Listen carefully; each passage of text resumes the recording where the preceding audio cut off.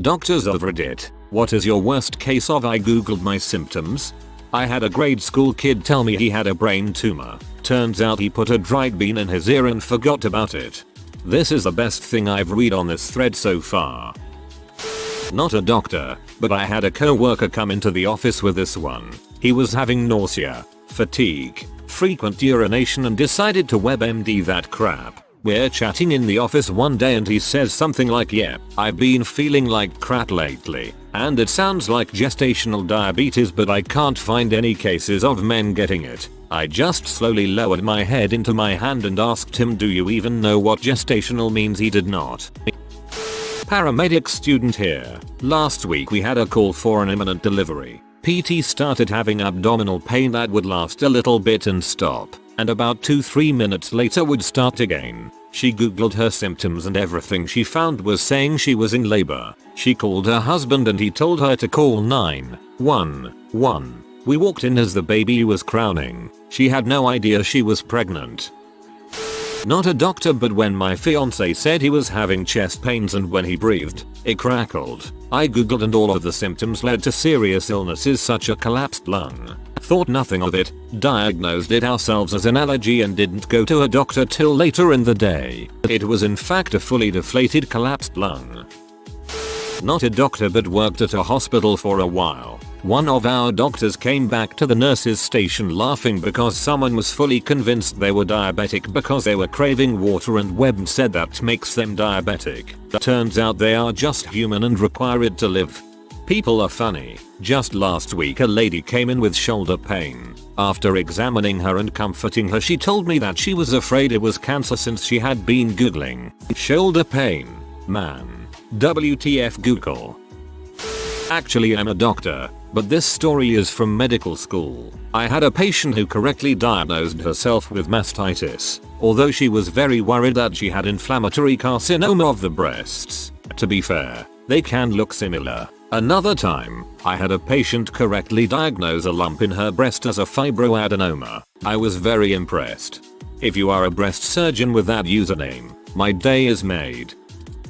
I'm not a doctor, but I'm a medical assistant and I room patients for the doctor. This is in the occupational health field and we had a young gentleman come in who was pretty sure he had a groin hernia according to his Google search. He said he'd been lifting produce crates and experienced sharp, overwhelming pain in his groin. The doctor came back out after seeing him and was clearly fighting laughter by the time he got to the desk. Turns out the kid had chlamydia, which had caused things to become swollen and just happened to get symptomatic while he was at work. Poor guy.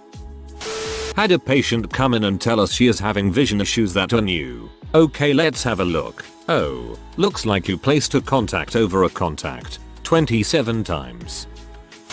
Not a doctor, but in 2013 I was feeling awful, shaking, puking, dry heaving, shaking, excruciating and debilitating pain.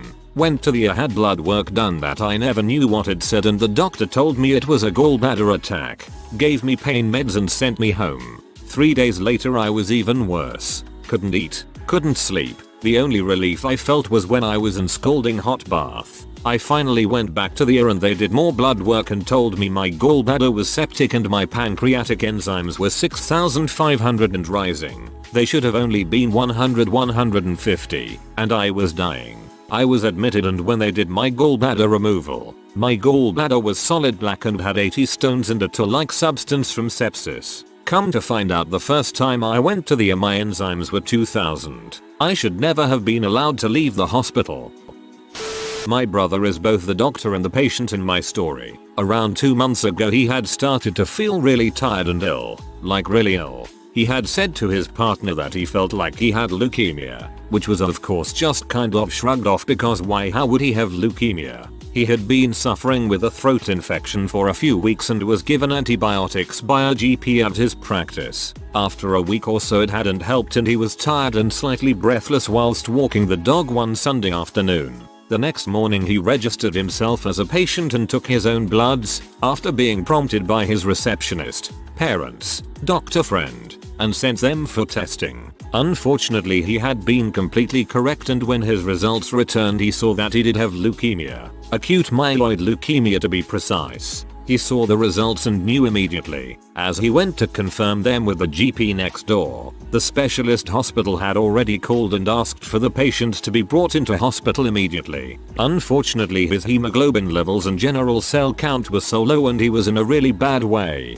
Many transfusions and 1 round of chemotherapy down, and he is determined to beat this horrible disease. There's a long way to go, but he won't give up and neither will we. I love that guy so much and wish I could trade places with him. There's potential that I may be used as his bone marrow donor. I hope I can be, because anything I can do to help, I want to do. It's not too likely to be me, but I feel so helpless right now, so it would be good to help, I guess. Anyways, no Google, but turns out these doctor guys are pretty dang good at their jobs, even when it's certainly not their specialism. I so hope he makes it. Also hope you can be the donor. Not a doctor, but I deal with migraines. I would not be surprised if someone experienced a migraine for the first time, googled their symptoms while they still had the clarity to do so, and went to the thinking they are having a stroke. I had a stroke and thought it was a migraine, so this problem totally goes both ways. I had a UT because I had the symptoms and googled it. Day of doctor appointment. It was just a regular checkup, but I asked for a UT test since I explained how I was feeling. Convo went like this: could it be possible to request a UT testing? I've been feeling the symptoms of burning when I pee and some discomfort. How do you feel now? Any pain? Well, no, not at the. Well, if you did have a UT, the symptoms wouldn't go away, you are fine. 2 or so days later I get a full-blown kidney infection from a, who would have guessed, a UT. Sent out a complaint. Frick that be doctor. I always ask for a test if I am suspicious of anything, and I have them documented if they say no from now on. That was a horrible experience. Edit. I am so sorry so many of you experienced similar stuff. But hey, glad we made it. Thanks for the upvotes. I went to a walk-in 2 weeks ago cause I couldn't get an appointment with my doctor. I said I have a UT, they said okay, pee in this cup. Yup, you have a UT. Take this pill for 5 days and you should be good. I didn't need to plead my case. This confuses the frick out of me. When I go to a doctor, they specifically ask if I've done research about whatever, like they expect it. Awkward position, cause if I have researched I feel like an idiot using Dr. Google and having medical student syndrome. If I haven't researched I get the distinct impression nice disappointed the doc. Ever since we studied multiple sclerosis in neuro, I'm convinced I have it, despite my only symptom being paresthesis, funny feels, in my legs at night. If your legs just feel weird at night and you have literally no other symptom, it's more than likely just restless leg syndrome. It can feel like an ache or pins and needles, and makes you feel like you need to move, but moving doesn't actually help. Usually happens at night or early in the morning. It's pretty common. Not a doctor, but my friend once said a guy came with a backache and wanted to get operated cause he thought he had kidney failure. I can't decide if I actually want to know how he got from point A to point B. Edit. I accidentally read headache and now feel like an idiot. Tive mexd. Not a doctor, but throughout my childhood and teen years I had these weird episodes where I would suddenly have really bad deja vu and get very nauseous. For the next few hours afterward I would feel like I was in a fog and my memory would be crap. Eventually I googled my symptoms and learned they might be minor epileptic seizures. I went to a doctor and he laughed it off and told me it was probably just having panic attacks related to the normal emotions of being a teenager. I was so sure he was wrong that I opted to go get an EEG. Turns out I have a mild form of epilepsy and Google was totally right. Sounds like you were returning to last checkpoints to me. Not a doctor, but the brother of the patient, and worst being on the money. My older sister diagnosed herself as having symptoms of systematic heart failure. Her new primary doctor agreed and gave her some basic guidelines of what to do, and had her visit her cardiologist. The cardiologist poo-pooed her, saying there was probably nothing to worry about and scheduled a test in a few days just to be on the safe side. One of the things her primary had her looking out for was sudden weight gain. And when she woke up 2 days later suddenly 6 pounds heavier, we went straight to the emergency room, who ran tests, including an echocardiogram. Her injection fraction was 12, and they immediately sent her to the biggest hospital in the area, where they ended up saving her life from congestive heart failure. She had had at least 2 silent heart attacks due to the amount of damage they found. TLDR. I still have my sister because she self-diagnosed correctly. Ejection fraction, rather than injection, as in, how much of the blood is pumped out from a cardiac chamber, atrium or ventricle, but typically ventricle, with each beat, measured in percentage. 12 is bad. I hope your sister's condition is well managed, and good on her for her catch. Not a doctor, but I was having horrible debilitating headaches for a while. Googled my symptoms and they ranged from stress to brain cancer. Ended up being sinusitis. I had that. I got horrible headaches and toothaches. I thought something was in my head, like a cancer that was pushing on my brain and teeth. Turns out I had stress and vitamin D deficiency.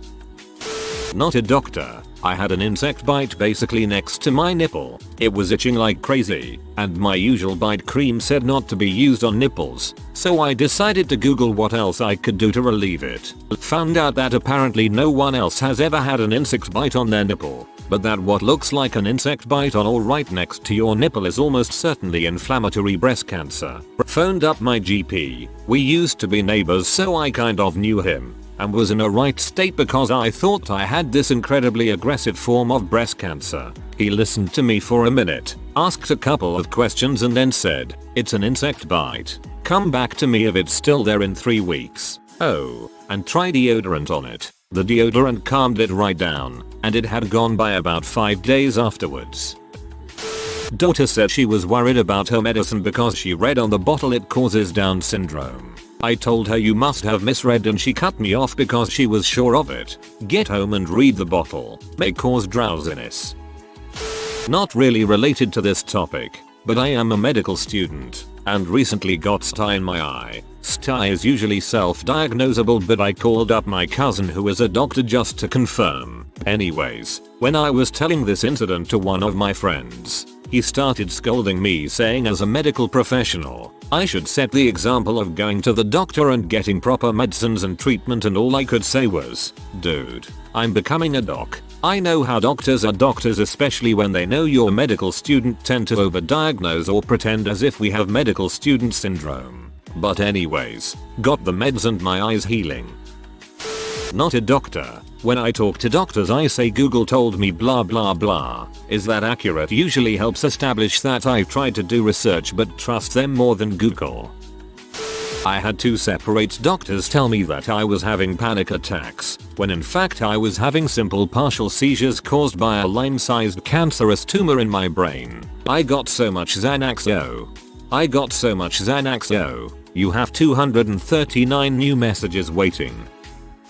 Not a doctor, nor was my brother, despite him thinking his Google Fu is a degree, but a couple years ago my brother decided that since I had been laid off and needed to borrow some money from him to tide me over, that it meant that I was utterly depressed and suicidal. Thus, he deduced that I needed to be institutionalized and took me to a doctor. He lied and said he wanted me to just get a normal checkup since I hadn't had one in a while. I was, I believe, rightly pissed off and embarrassed, but since I needed the money I went along with it. So he decides to just come into the psychiatrist's office with me while she is trying to ask me some questions and see how I am. He starts throwing out terms like maladaptive coping and how I am suicidal and needed treatment. She finally tells him to leave and I speak with her for a bit. Now I was a bit morose because I had lost my job and was embarrassed about asking for help, but I wasn't suicidal and the psychiatrist agreed, stating that I just needed support and not Google for quackery. I hadn't turned to drugs, stealing or any other illegal or destruction activities to deal with my depression, just that I was a bit withdrawn and down because of my recent low.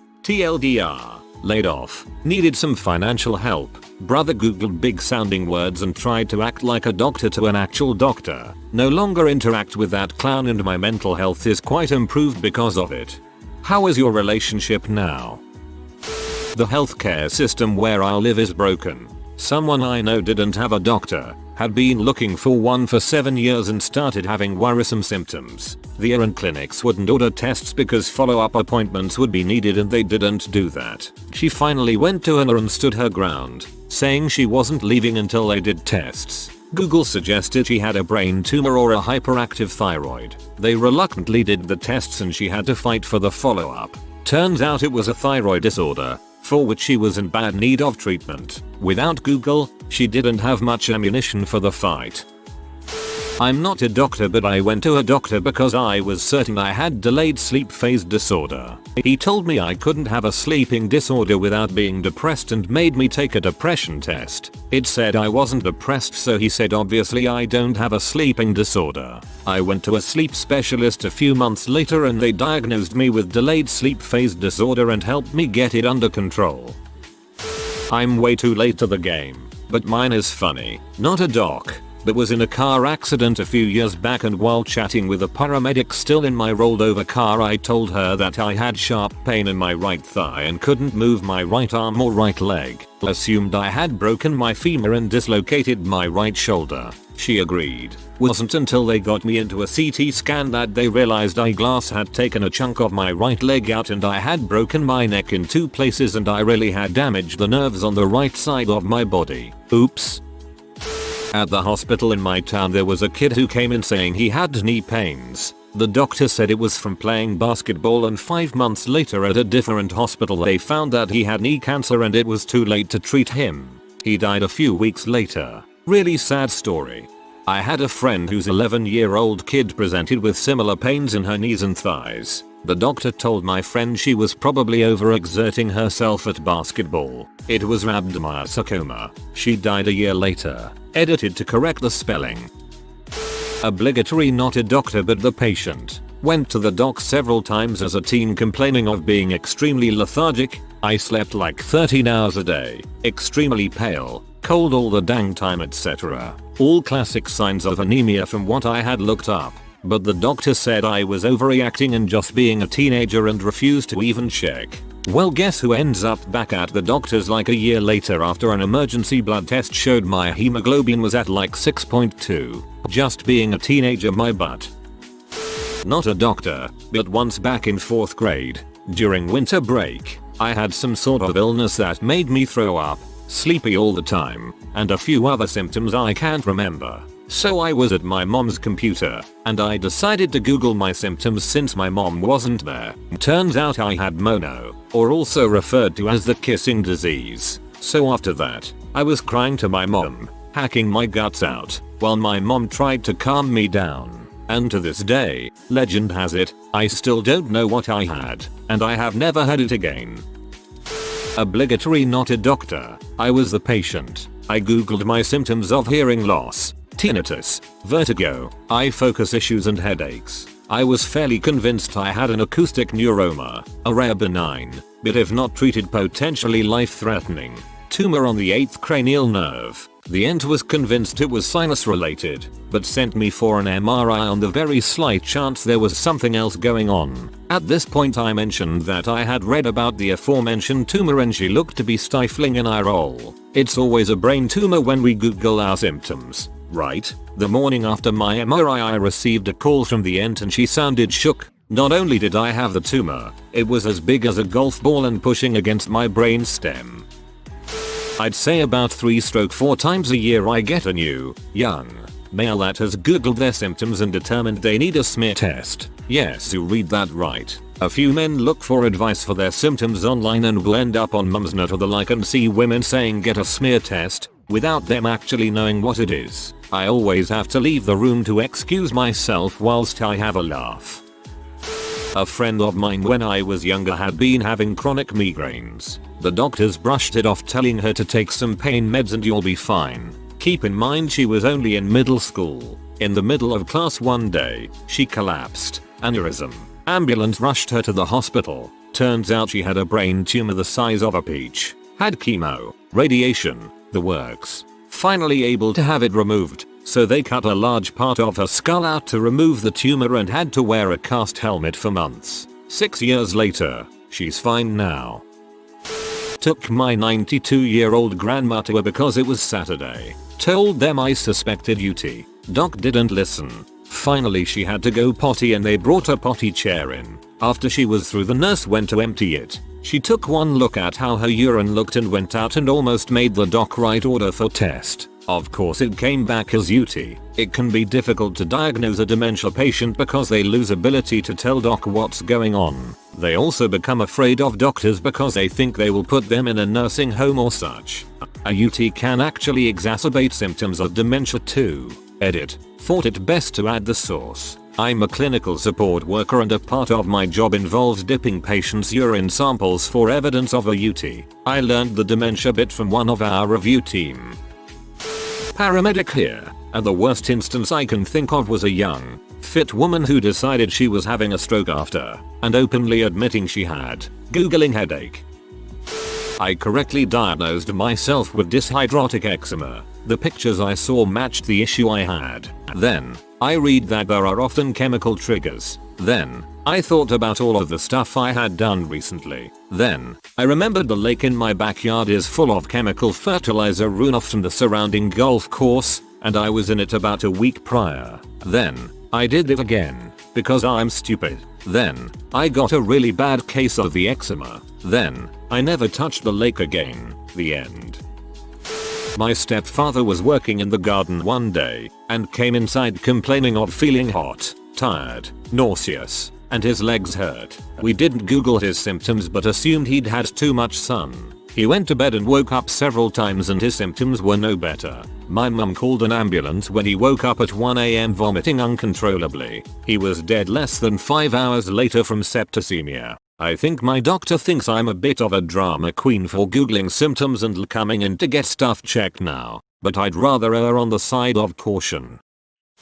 Not a doctor, but my girlfriend was feeling a strong sharp pain around her stomach in the middle of the night. I googled it and in my opinion it was a kidney stone or maybe something gynecological related. I wasn't sure of anything but I had acquired enough knowledge to know that it might be bad and we had to do something. So we go to the hospital. We wait hours and hours until we saw a doctor, and she asked her, "Can you rate your pain in a scale from 1 to 10? She responded 7, and then she looked at her for a second and said while laughing a bit, "Well, no, your face doesn't look like a 7," and she left. Another doctor concluded it was just a gastroenteritis and give her some paracetamol after we had waited a full night at the hospital and then we left. She was still in a lot of pain, maybe more. At this moment I gave up. In my opinion a gastroenteritis shouldn't cause that much pain but I trusted the doctor diagnosis, because he is a doctor, and he had years of study and practice behind him, unlike us. But 2 days later, she pee a huge kidney stone from her urethra while screaming at the top of her lungs.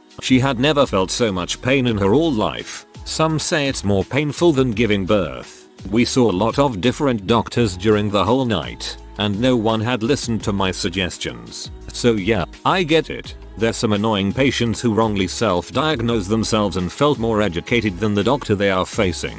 But on the other side, they also are some crappy doctors who don't listen to their patients when they should. So I can understand that some people prefer to do their own research and doesn't fully trust their doctor. Not a doctor, but I am currently in med school. When I was about 12 years old, I felt a painless lump inside my nipple. I thought this was something of low importance, so I continued to live my life. A few days later, when I was in the shower, I felt another painless lump inside my other nipple. I thought this was weird, so I decided to Google my symptoms. I thought about male breast cancer, and I knew it was a low chance of me having it, but I decided to look up some signs of the cancer. And there it was, in my exact words. Symptoms of breast cancer include a painless lump in the breast. I was terrified. I informed my parents, and I was in tears. I didn't know what my future would look like, and this thought shook me even more. Would I ever become a doctor? I then searched for treatments of breast cancer on Google, and it said the only treatment was to amputate the breast. I was even more torn. The next day my mom showed me an article about my breast cancer, and it turns out that I was just going through puberty, and this was completely normal. To this day, my family and I still laugh about the incident. If you know how to do a proper search on the internet, and discern bulls from truth, you can actually get pretty far. I helped my doctor diagnose my issues by providing him the information I'd found from people similarly experiencing my condition. Without my searching, the doctor would have just sent me home with antibiotics. Again. Not a doctor but work as a health advisor for NHS 111 and a teenager once phoned, probably like 13/14 because he had a bruise under his fingernail. He'd googled it and thinks it could be cancer. Turns out he knocked it a few hours earlier but had just completely forgotten. Not a doctor but my family, Aussies, were traveling in India. My sister, 13, started experiencing stomach pains. Of course we assumed it was Delhi belly. 3 days later she still can't keep down food and is pretty much bedbound. Mum starts to get worried and hits up the old goggle. Symptoms line up with appendicitis and there's a touch of panic. We called the doctor and he sent us to the hospital saying worst case scenario is appendicitis. My sister gets out of bed to go to hospital and she instantly turns white, breaks out in a sweat and becomes unresponsive. Once she comes right we head to hospital and they originally says she's just getting her period. Nope. Takes them a few hours but she has a ruptured appendix. We spend mum's birthday in dodgy hospital in India whilst my sister is in surgery. She's all good now. NSW, morgue workers, pathologists, medical examiners, etc. What is the weirdest cause of death you have been able to diagnose? How did you diagnose it? Worked at a funeral home for a few years. First ever house call I took was to pick up a guy who died at home. Heard from his son that he hadn't been to the doctors in 20 years. We take him to the medical examiner and discover he had a hernia on his scrotum causing it to be the size of a football. Not sure how he lived with that thing, but he was wearing jeans and a jock strap to keep that thing in. His toenails looked like dragon toenails as he obviously couldn't bend over to clip them. You know it's fricked up when the medical examiner calls another medical examiner on duty to say hey dude, come check this out. The short of it, man died from endometrial cancer. Man had a transplant prior. Woman who gave transplant had metastatic cancer that had spread to said organ unknowingly. Man survived transplant but cancer cells from the transplanted organ populated and he ending up dying from her cancer. That is incredibly crappy luck. My dad told us that they once had a guy bleeding out on the table from a stab wound. They stopped the bleeding but his vitals were still taking a dive. Someone points out there's too much blood. They turned him. It's coming out of his butt. Someone had stuck a light bulb up this guy's butt, broken it, and stabbed him when he tried to escape, and he still escaped. They stabilized him but he died of septic shock. This was told to us over dinner, mind you. I'm an apprentice funeral director, but we had an autopsy tech come into my school once to do an autopsy demonstration. He was asked this very question and this was his answer. Male, mid-50s, presented with jaundice and other signs of alcoholism but supposedly no history of drinking. During preliminary observation techs noted a red liquid coming from the anal area. Assuming blood, it was tested. Came back as red wine and blood. Turns out the deceased was a closet alcoholic who would give himself enemas with whatever alcohol he had. In this case red wine. The doctors concluded he pierced part of his colon rectum with whatever he enamored himself with and led to a bleed. Assuming blood, it was tested. Came back as red wine and blood. Yes, an oaky start, with hints of plum and lower intestine. Complex hemoglobin finish that lingers on the palate. Edit. Thank you for the gold. I will spend it on fava beans. Working the ambulance for a barricaded male. After an hour of standby, trying not to fall asleep, a cop bangs on our window frantically to call us into the house. Guy put a shotgun in his mouth but must have flinched last minute and blew his face off. He was left with just a scream hole that was fluttering flaps of torn flesh, not unlike a predator mouth for a face. Only time I ever saw a nurse shriek at the sight of it. Well, scream hole is the most terrifying phrase I've read all month. I'm a nurse and this 80-year-old man had anal fissures and was admitted to the ICU because he shoved an entire frozen D-cell sized mag light up his butt and perforated his bowel. He went to surgery to have it removed and later died from septic shock. The mag light however survived. Those mag lights are awesome. Edit. Not for anal usage, mind you, but their durability. Did an internship at the office of the chief medical examiner. Guy committed suicide in a river by wearing a backpack of rocks. Was found soon and didn't have much bloating etc due to the submersion. Upon examination, He had a lung infection where his right lung had disintegrated into green liquid. We removed 1.5 liters of green fluid from his chest cavity. His left lung was fine. It was determined after looking at his medical records that he had been to the doctor's office 5 times before he committed suicide and that this infection had been going on for almost a year until it got this bad. Numerous doctors had overlooked it. Accounts from those who knew him suspected that he killed himself to stop the pain. I'm a nurse and I spent the first portion of my career working in an inpatient psychiatric facility. One of my first patients was a woman diagnosed with pica and who also engaged in autocannibalism to an extreme that none of the professionals at the facility had ever seen before. When I met her, she had already eaten 4 of her fingers off and 3 toes. She had also bitten off and eaten most of her tongue and the outer part of her lips. She needed to be almost constantly restrained due to having such a high risk of self-harm. Anyway, one day a family member came and said they wanted to take her home after visiting while she was out of restraints, yet being highly monitored. Against all medical advice, the patient was taken out of the facility and home with her family. She died due to blood loss a few weeks later after spending her weeks out of the facility picking a massive hole in her leg. Another is a story a colleague told me. A man came into the ER with a huge eggplant inserted and stuck in his rectum. Funny part was that he said his friend surprised him and shoved it in there as a prank. He ended up needing major surgery and received a colostomy. Died of infection a few weeks later. Quite a few awful stories relating to things being shoved up where they shouldn't. Actually, don't stick huge things up your butt, people. There is no way an eggplant up the butt feels better than eggplant palm tastes. Seriously man, just make eggplant palm then have some sex later. Best of both worlds with no awkward trip to the ER.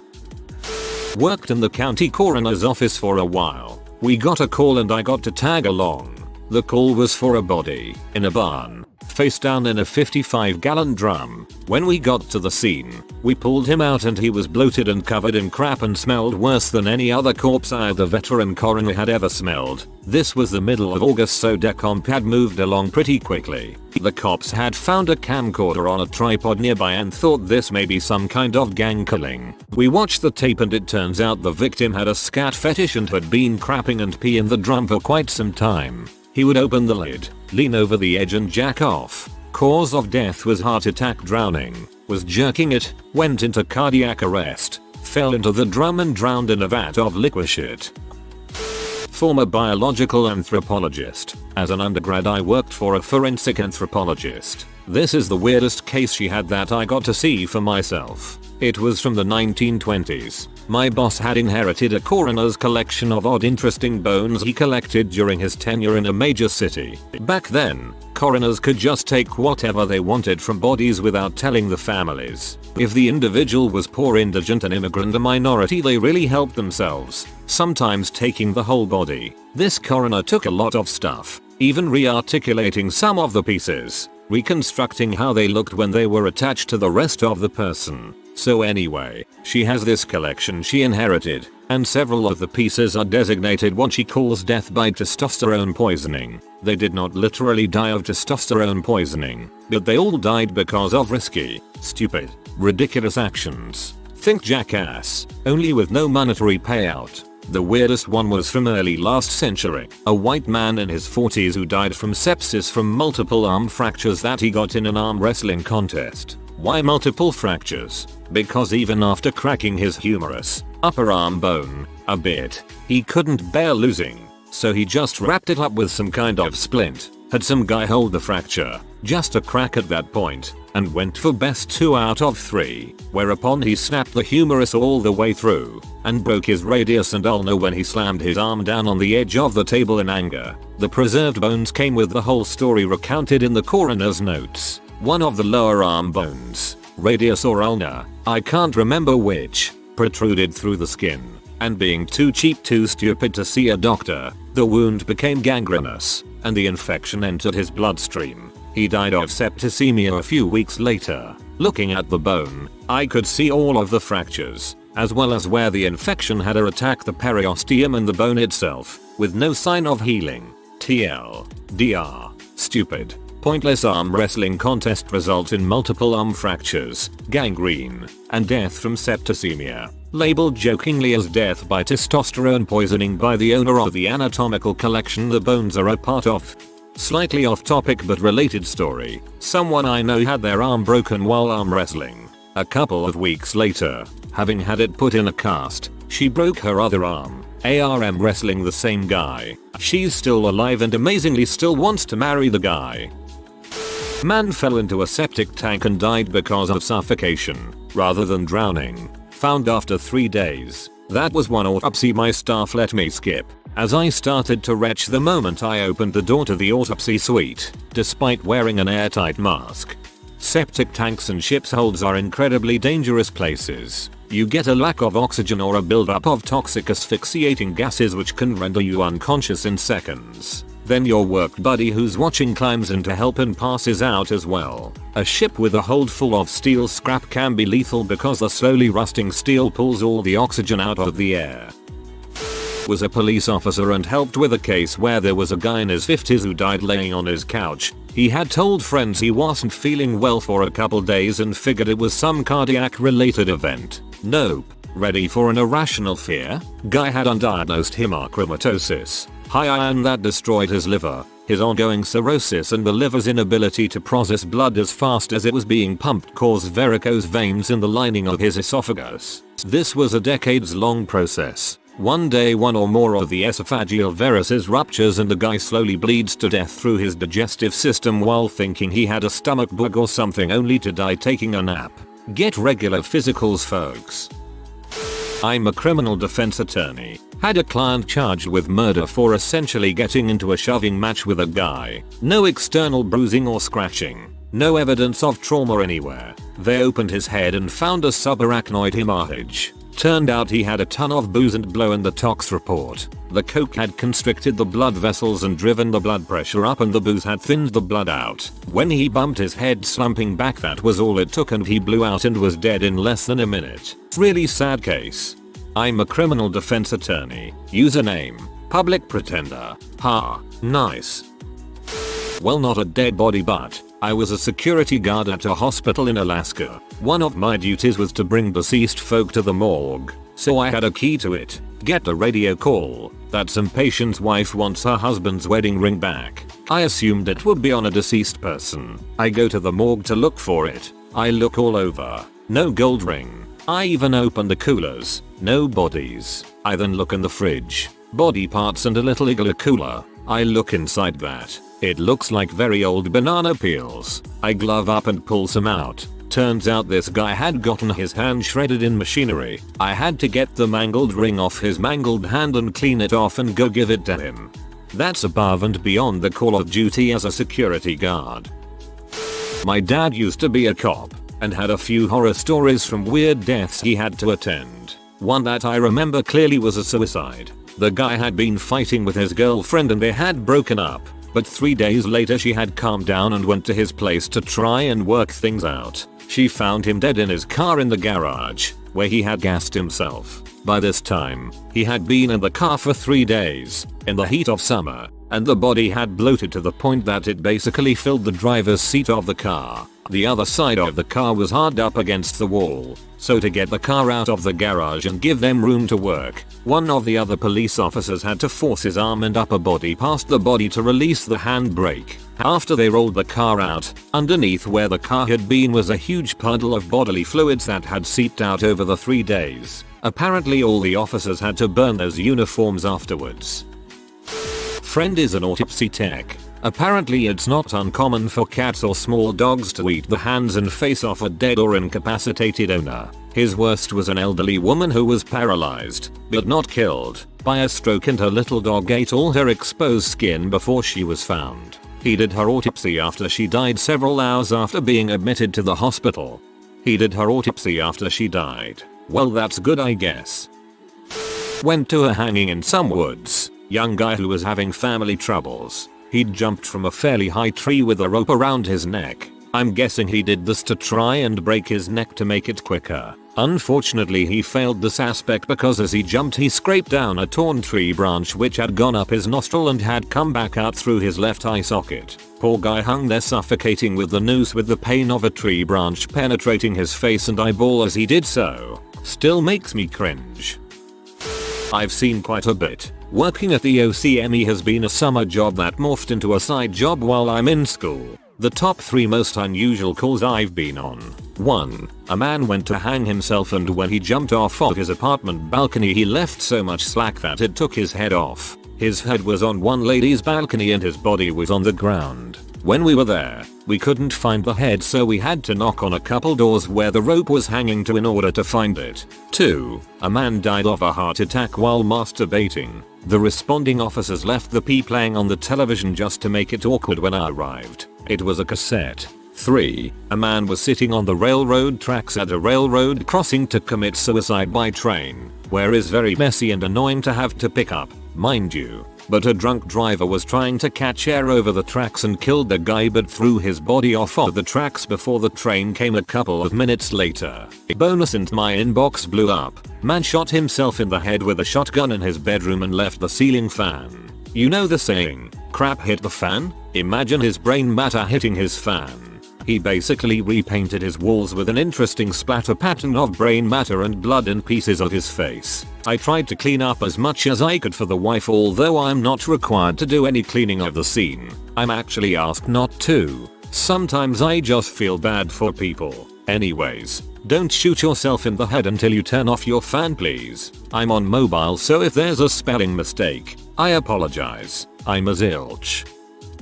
I'm not either, but I was talking recently with a friend who was an undertaker at a funeral home for about a decade, sometime in the late 70s, early 80s. This was when they were in charge of collecting bodies directly from the scene. Someone driving on a country road in Oklahoma noticed a car out in the field, and a young girl, 16/17, crying and screaming hysterically. Anyways, the car was a T-top Firebird or something similar. There was a headless body in the driver's seat, a head in the back seat, along with another boy who had been split in half at the abdomen. This girl was hysterical, so they couldn't figure out what the heck had taken place here. It turns out the driver had been sticking his head up out the top of the car while driving, and the other boy almost sitting up out of the open T-top. They lost control and went off the road, through a barbed wire fence. 1 or 2 of the wires went up over the top of the car and cleanly severed the driver's head and the boy passenger in half. He said it took them the better part of an hour to determine what had happened. Then he collected up the pieces and went on with his day. Geez, I feel sorry for that poor girl. I don't think I would ever get over witnessing something like that. Work in a nursing home rehab. Guy essentially died from pooping. He pushed too hard, blood pressure dropped, and that was it for him. New irrational fare. Back in med school, during internship at the coroner's, I saw a case when a man in his late 50s was found dead at home, although under quite peculiar circumstances. His body was found standing, yes, standing, in the bedroom, with one leg raised and resting on the bed, basically as if he wanted to climb on the bed but suddenly died. Further examination led to a severe heart attack as the most likely cause of death. However, no evidence of someone moving the body post-mortem could be found. The conclusion was that either someone would have to have found him quite early and basically hold the corpse for hours until it became stiff enough to stand on its own, or that his death was so sudden that it happened just in the right moment so that his body would be perfectly balanced and not fall over. My friend is a cop. He was asked to do a wellness check on a middle-aged man. The man was seriously obese and had a history of diabetes. My friend knocks on the front door. Nobody. He enters the home and the dude was on the floor, seemingly dead. Apparently when you lay near dead for 3 days, blood pools in the lower extremities and they turn dark blue. It's even worse than diabetics. He saw the dude's legs because the dude was butt naked, covered in his own crap. There was a trail of crap to the bathroom. My friend said the smell made him almost walk out of the house then. He was on the job for about 2 months at this time and then he realized, oh crap, this is my life now. He called paramedics, but the guy died at the hospital. They determined that the guy had a stroke on the toilet and tried to get to the front door to alert somebody he was in trouble and collapsed on the way there, leaving a trail of crap across the house that sat there for 3 days until he was found. When I was in high school, I worked part-time at a funeral home. The county this was in didn't have a morgue yet, so the funeral home's rotating monthly to handle the deaths that would normally go to a morgue. We called it County Month. The weirdest thing I saw was somebody who had committed suicide by drinking some kind of poison that turned their entire body a bright blue. Looked like the forerunner of the Blue Man Group, albeit less lively. I worked briefly as a morgue assistant a few years back. The job mainly consisted of moving corpses and holding organs while the pathologist did his thing. By far the most WTF worthy death I saw was a guy who had been working in a factory, getting himself off by rubbing his dong on the underside of the high-speed conveyor belt he was meant to be operating. He got caught and it tore off most of his crotch, ruled as death by misadventure. He had bled out, torn femoral artery, before the paramedics even made it to the scene. Death by misadventure makes him sound like a pirate or something. A welder dropped dead working on a ship. It was determined that, working down in the pee-filled bilge, the metal he was welding onto the ship made molten droplets that fell into the liquid around his feet, caused a high enough ammonia concentration to kill him. This was determined by a lab partner of mine who collected her urine for samples several days running, and dropped an inch of red-hot Bunsen burner heated rebar into those urine samples in Erlenmeer flasks, measuring NH3 via pH meter in the atmosphere above the pee. The welder died from urine. When they work in places like that, they are supposed to wear respirators. My mom was a ME for years and she has a handful of interesting stories. As a kid, I grew up on pictures of dead people and she sometimes would ask me to go over her reports to verify that her point was getting across, because if a 14-year-old can understand it, so can a 40-year-old, right? Anyway, I remember two specific instances that brought horror to my young brain and sheer joy to hers. A dude committed suicide via suffocating choking himself on his wife's panties. A motorcyclist accidentally rammed himself into some woods. His head was twisted around all demon-like. What my mom was so excited to show me was his legs because it was a 1 in a million case. The dude had gone spread eagle and perfectly struck 2 trees on each side of him, basically snapping off his legs. My mom was so excited. "Isn't that cool?" she exclaimed. I remember vividly. "I want to date your mother. Her interests align with mine." I'm not a medical professional or a mortician, but I think this story is relevant to the question, so I'll share it anyway. A few weeks ago I was driving a guy to a hospital 3 hours away. He was a truly amazing man and regaled me with a myriad of fascinating tales of his youth and previous jobs. He got on to explaining his family and how he had 2 nephews but now only had 1. I asked him what happened. Apparently his eldest nephew, around 28, was riding his motorbike on a weekend, out in the countryside here in the UK. They found him later that day, dead, on the side of the road, on a corner, motorbike next to him, with no obvious signs of impact or anything that could possibly have led to his death. It took a long time for them to work out what had happened. Eventually they found a small bruise about half an inch in width on his temple. After some investigation they discovered that the corner of road had just been resurfaced and had some loose stones on top. They concluded that as he rounded the corner at about 30 miles per hour, the bike had slid from underneath him. As he rolled to the side of the road, the footrest of the bike had entered the corner of the helmet through the hole where the visor was open and hit him in the temple, killing him instantly. Nothing reckless, no one else involved, just bad luck. Sometimes that's all you need. And this is one of the reasons why surface dressing is a terrible method of resurfacing roads. A cheap fix that will need to be resurfaced again the following spring when it is full of holes again. The technician here. Where I worked we got a lot of bad cases because we worked with the sheriffs and county, so we got all hoarders, neglect, etc. We had a chicken with maggots crawling all over its back and, literally, it was just constant movement, to be euthanized, while someone was holding her on the treatment table waiting for a doctor to become available for euthanasia. Her entire back end exploded, clear fluid and maggots about 8 feet sprayed out. Her bladder and a giant cyst sac fell out of her and she passed. I never thought I would see the day where I was able to say I had a chicken explode on me today at work. Doctors and nurses, have any of your patients surprised you with their amount or lack of pain tolerance? I had a patient with an open tib-fib fracture, the bones in the lower leg sticking out and below that it looks like jelly, trying to walk away apparently unaware of how bad his leg was. Of course he was incredibly drunk at the time. Well, it's a good thing you aren't a terrible medic. Wait. Working in a hospital has taught me the downside of abusing painkillers. Drugs. Patients constantly come in here with long-term substance abuse issues, and now that they are actually hurt, MVC, broke bones, etc., you can give them enough drugs to put down a horse and they still feel everything.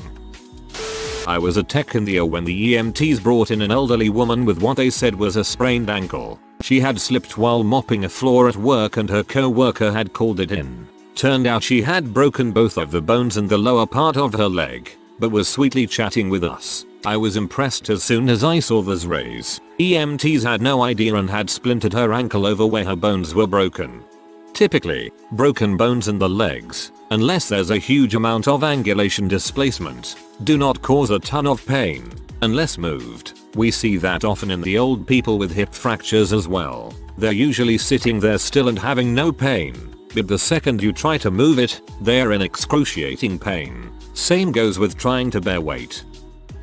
A doc, 50-year-old guy with a massive heart attack just lying there chillin'. Ask him his pain level. Deadpan, just a little. 5-year-old boy with both forearm bones fractured and dislocated, playing on iPad with other arm. 60-year-old lady slips, falls, destroys pelvic bone, just wants one Tylenol and scooches out of bed wanting to walk home. After much convincing, she begrudgingly accepted that might not be a great idea. There are some bad butt people out there.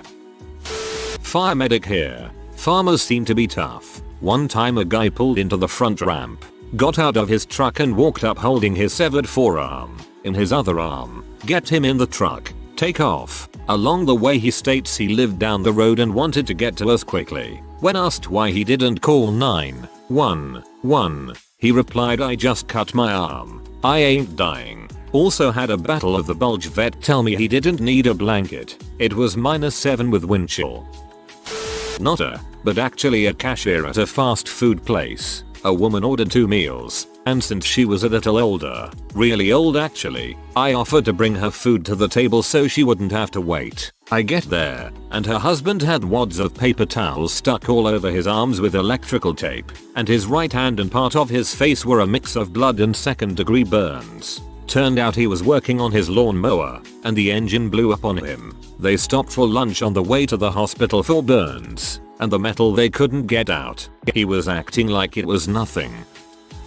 Working as an EMT, I got called to a 64-year-old female, slipped in her house, possible sprained ankle. When we got there, the woman is sitting in a chair with her legs stretched out in front of her, but she had long pants and slippers on that covered the entire ankle so I couldn't really see it. When we walked in, she was talking and didn't really seem to be in any pain at all, so I figured this was going to be an easy trip. I kneeled down in front of her to take a closer look, and wasn't I surprised to find that it wasn't just broken, it was fricked right up. I mean, the foot was at a 90-degree angle to the outside, and it was also leaned down so what should have been the side of her foot was facing straight down, and the bone that should have been holding the ankle in place was pushing against the skin on the inside of her ankle so hard that it was about to rip through. I was bewildered at the fact that at that moment she said, "It doesn't hurt, so I hope it isn't broken." But she hardly made a peep on the ride to the hospital. 35 miles. Very bumpy. Come to find out she had multiple sclerosis and that makes people feel pain differently.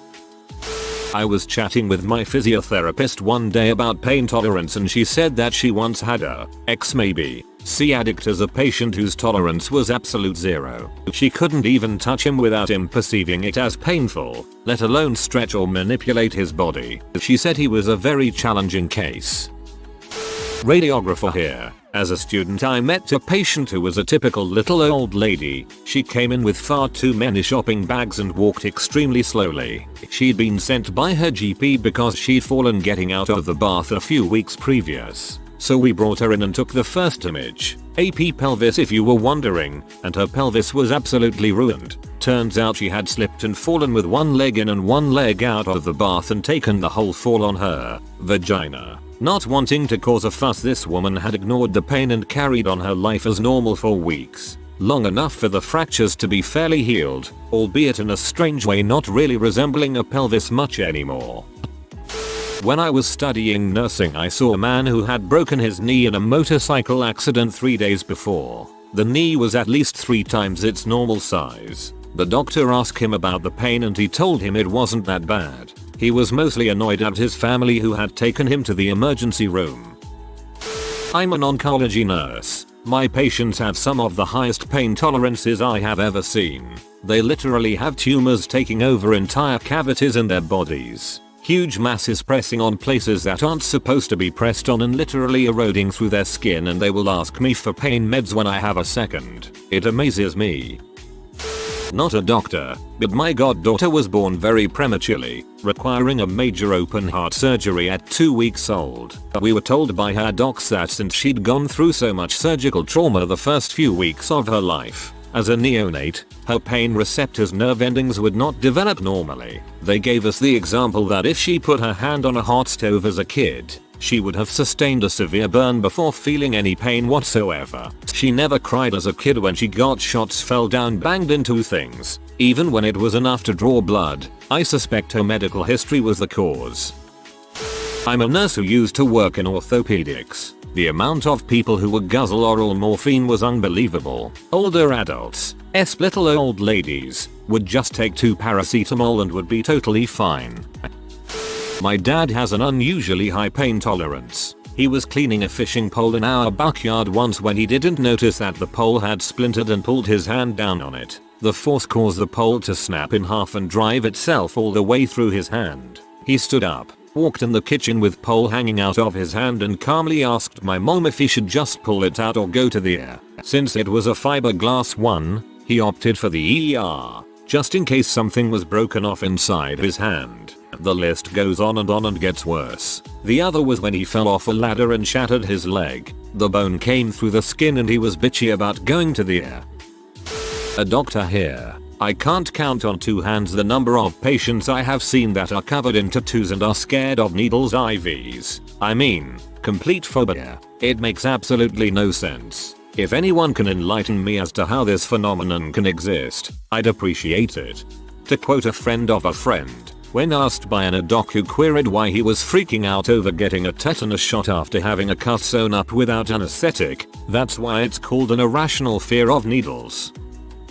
A doctor here. My intern year in residency, I saw a 17-year-old kid who, while playing hockey, tried to stop a puck with a gloved hand. It struck his fingertip, injuring the base of his nail, causing a significant deformity. His nail bed needed repair, which requires first removing the nail. That is done by bluntly dissecting, separating the nail from the tissue below it. If your stomach didn't turn red in that and imagining it, congratulations, you have no soul. Typically, we use a numbing agent to eliminate sensation to the entire finger using something called a digital block. I put it in. After 10 minutes, he still felt me touching his fingertip. I tried putting some around the nail. He still felt everything. His mother said his father actually had a similar thing. Lidocaine didn't work on him. I offered him a different numbing medicine. We can inject Benadryl in that case, or even knocking him out. He looked at me in the eyes and said, "Doc, just take it off. Without anything, yeah, it's fine. They fix our cuts without numbing medicine, but it's gonna hurt a lot. I have to scrape, I know." So I went at it. He grabbed a towel with his other hand and I went to work. 45 minutes later, the nail was off. He was repaired, and I replaced the nail in its rightful place. The kid didn't even make a noise. TLDR. Hockey players are freaking bad, but holy frick, I'm ready to puke just reading that. Oh my god. A doc here. 54-year-old guy comes in with a heart attack, keeps telling us he's fine. He looked sick. When we begin switching out the EMT's monitors for our own on his chest, he says, "Don't worry about that, it is my elbow that is the problem." Not 2 seconds after he finished that sentence, he was dead. Luckily we were able to revive him. I kept track of his case while he was upstairs, and he left the hospital alive and without any neurological deficits. Feels good. Nurse here. While in school, I had a 7-year-old girl who had broke her hip by getting bounced off a trampoline. They lived a few hours out of town, and when it happened, they knew she was hurt, but not how bad. So her parents put her in the back of the truck and hauled her for 45+ minutes to their local hospital. She got there, They did x-rays and found it was worried too bad for them to treat and that she needed to come to us. They rushed the family out without anything for pain for this little one. For another hour plus ride to Ara, this girl didn't shed a tear. She was hands down the toughest patient I've ever had. Had a 19-year-old do the same while skateboarding and I had to pull him out of the car while another nurse held his leg in place. Some people will amaze you with their strength and braveness. Not a nurse, but a medical technician at a couple of large events in my country, working at a racing track. I had both of these people come in on the same day. Male, 54 years, Swedish, small cut on hand. His reaction to me pouring water, saline, in his wound. OWOWOWOWOW.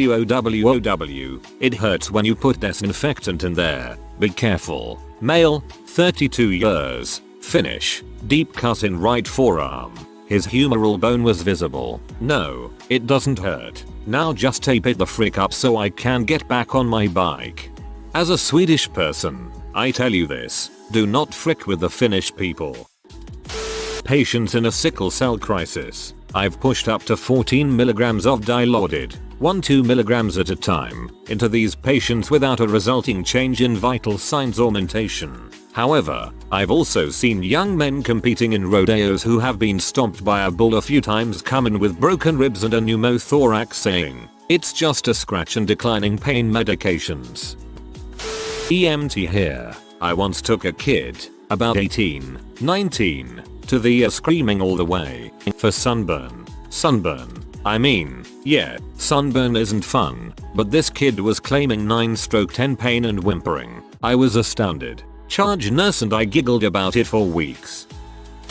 A friend told me an old boy came in with a large laceration on his arm. Suturing it up took over an hour, but can be quite fun as you can chat to the patients. My friend was engrossed talking to him about his experiences in the Second World War and really enjoyed treating him. The old chap was in good spirits throughout and told him lots of interesting stories about his time behind enemy lines or in trenches in Flanders. After he put the last stitch in, my friend started clearing up and found the local anesthetic bottle, unopened. He realized he'd not put any local in at all, and yet the guy didn't once flinch, leave aside complain. When asked why, he didn't say anything. He just said, "Oh, I thought that's how it's supposed to feel. I didn't mind. Lovely chatting to you." Then walked out. Don't make em how they used to. You gotta watch those old guys. Anybody of the generation that fought in Korea or World War II will get up and walk on 2 broken ankles for a chest x-ray. Tough guys. I've had a few patients in Tridge swear that their pain was 10/10 while eating, drinking, laughing, playing on cell phone. I'll charge whatever number that they said and then put in the notes, "Patient laughing, insert verb or emotion." I had one nurse that when a patient would say a certain number, she'd hand them a card that would say, "At a pain level of 7 you would be sweating, vital signs would be elevated, you would be nauseated and probably vomiting." Then she'd ask, "You sure your 7/9/10 will change?" Their answers. Med seekers and junkies coming down have the same level of pain tolerance. Barely touch the junkies and they flip out due to pain, whereas the med seekers attempt that crap and overact. I saw the guy try to fake a seizure and it was the funniest crap ever. He was curling his hands up like he had CP and leaning his head back to gather spit so he could foam at the mouth. Med seekers will always be allergic to morphine and need dilaudid and Ativan. I don't think I have met anyone with a high pain tolerance. Some chick came in with cysts on her ovaries and declined meds because she was in recovery, so that is actually pretty bad. But not a doctor, but I went to the ER with my younger brother after a ski accident. My brother fell on his back off quite a big drop, causing his sternum split open.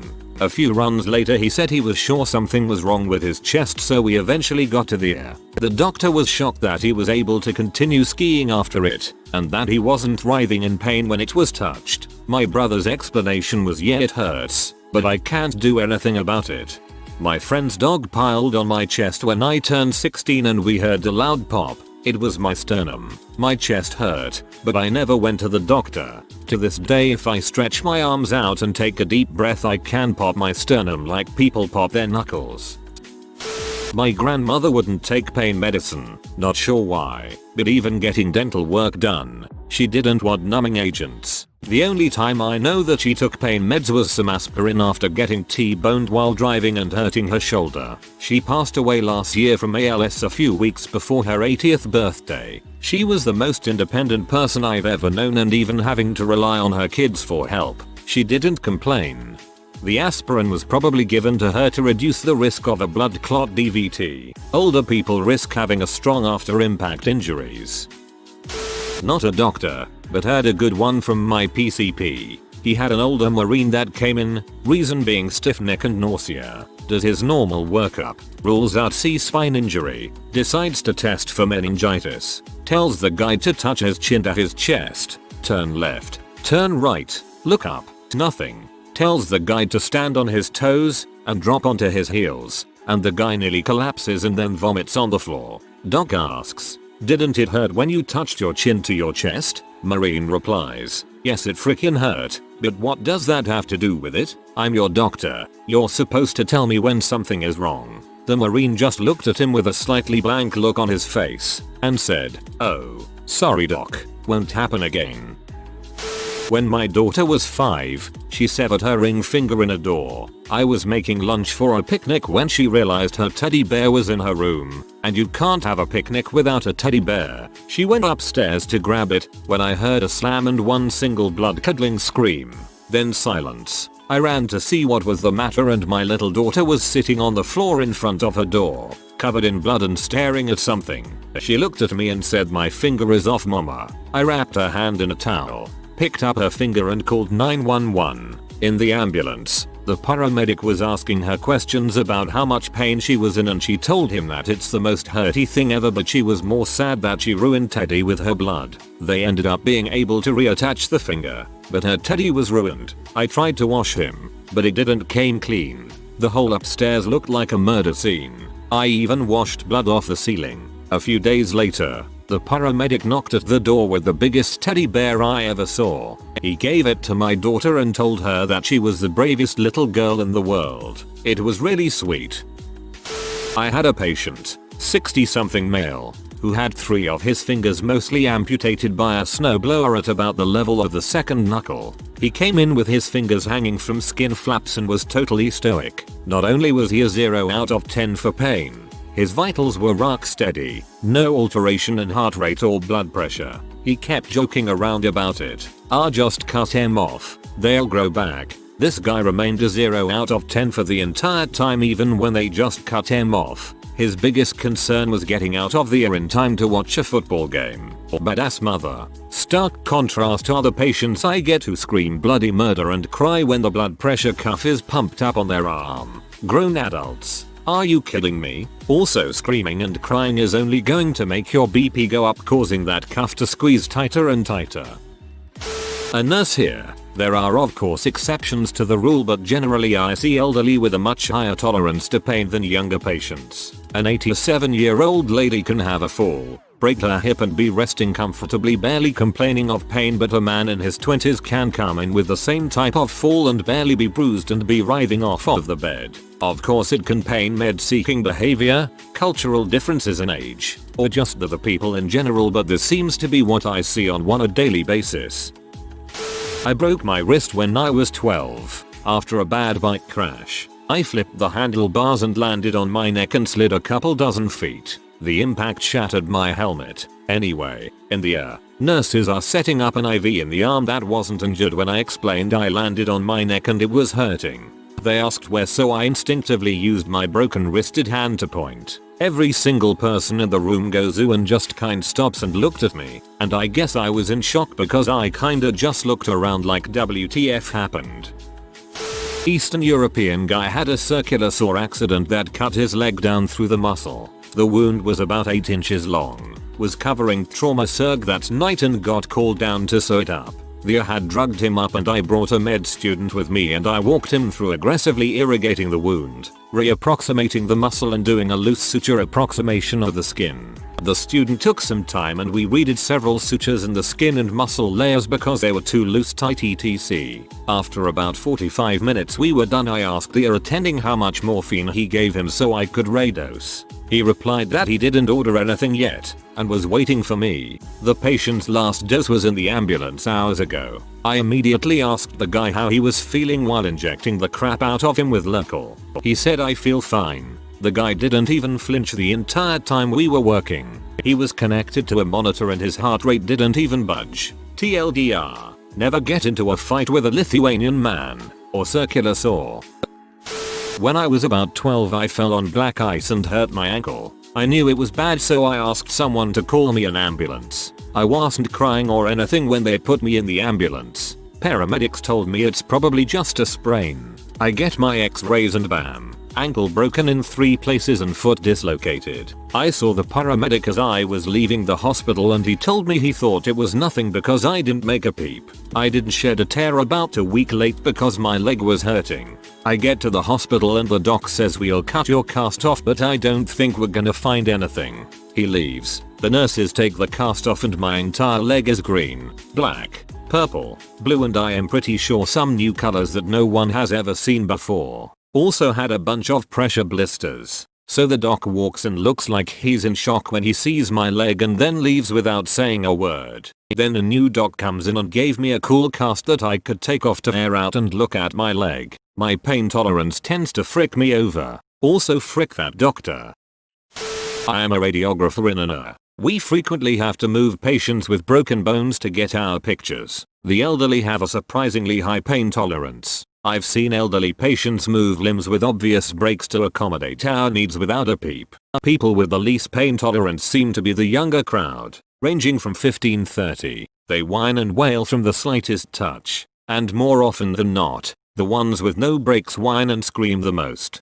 I've sprained and broken a few limbs in my lifetime. To be fair, the sprains far and away hurt worse than the breaks. Like spraining my ankle hurt a heck of a lot worse than when I fractured 3 ribs and a wrist all at once.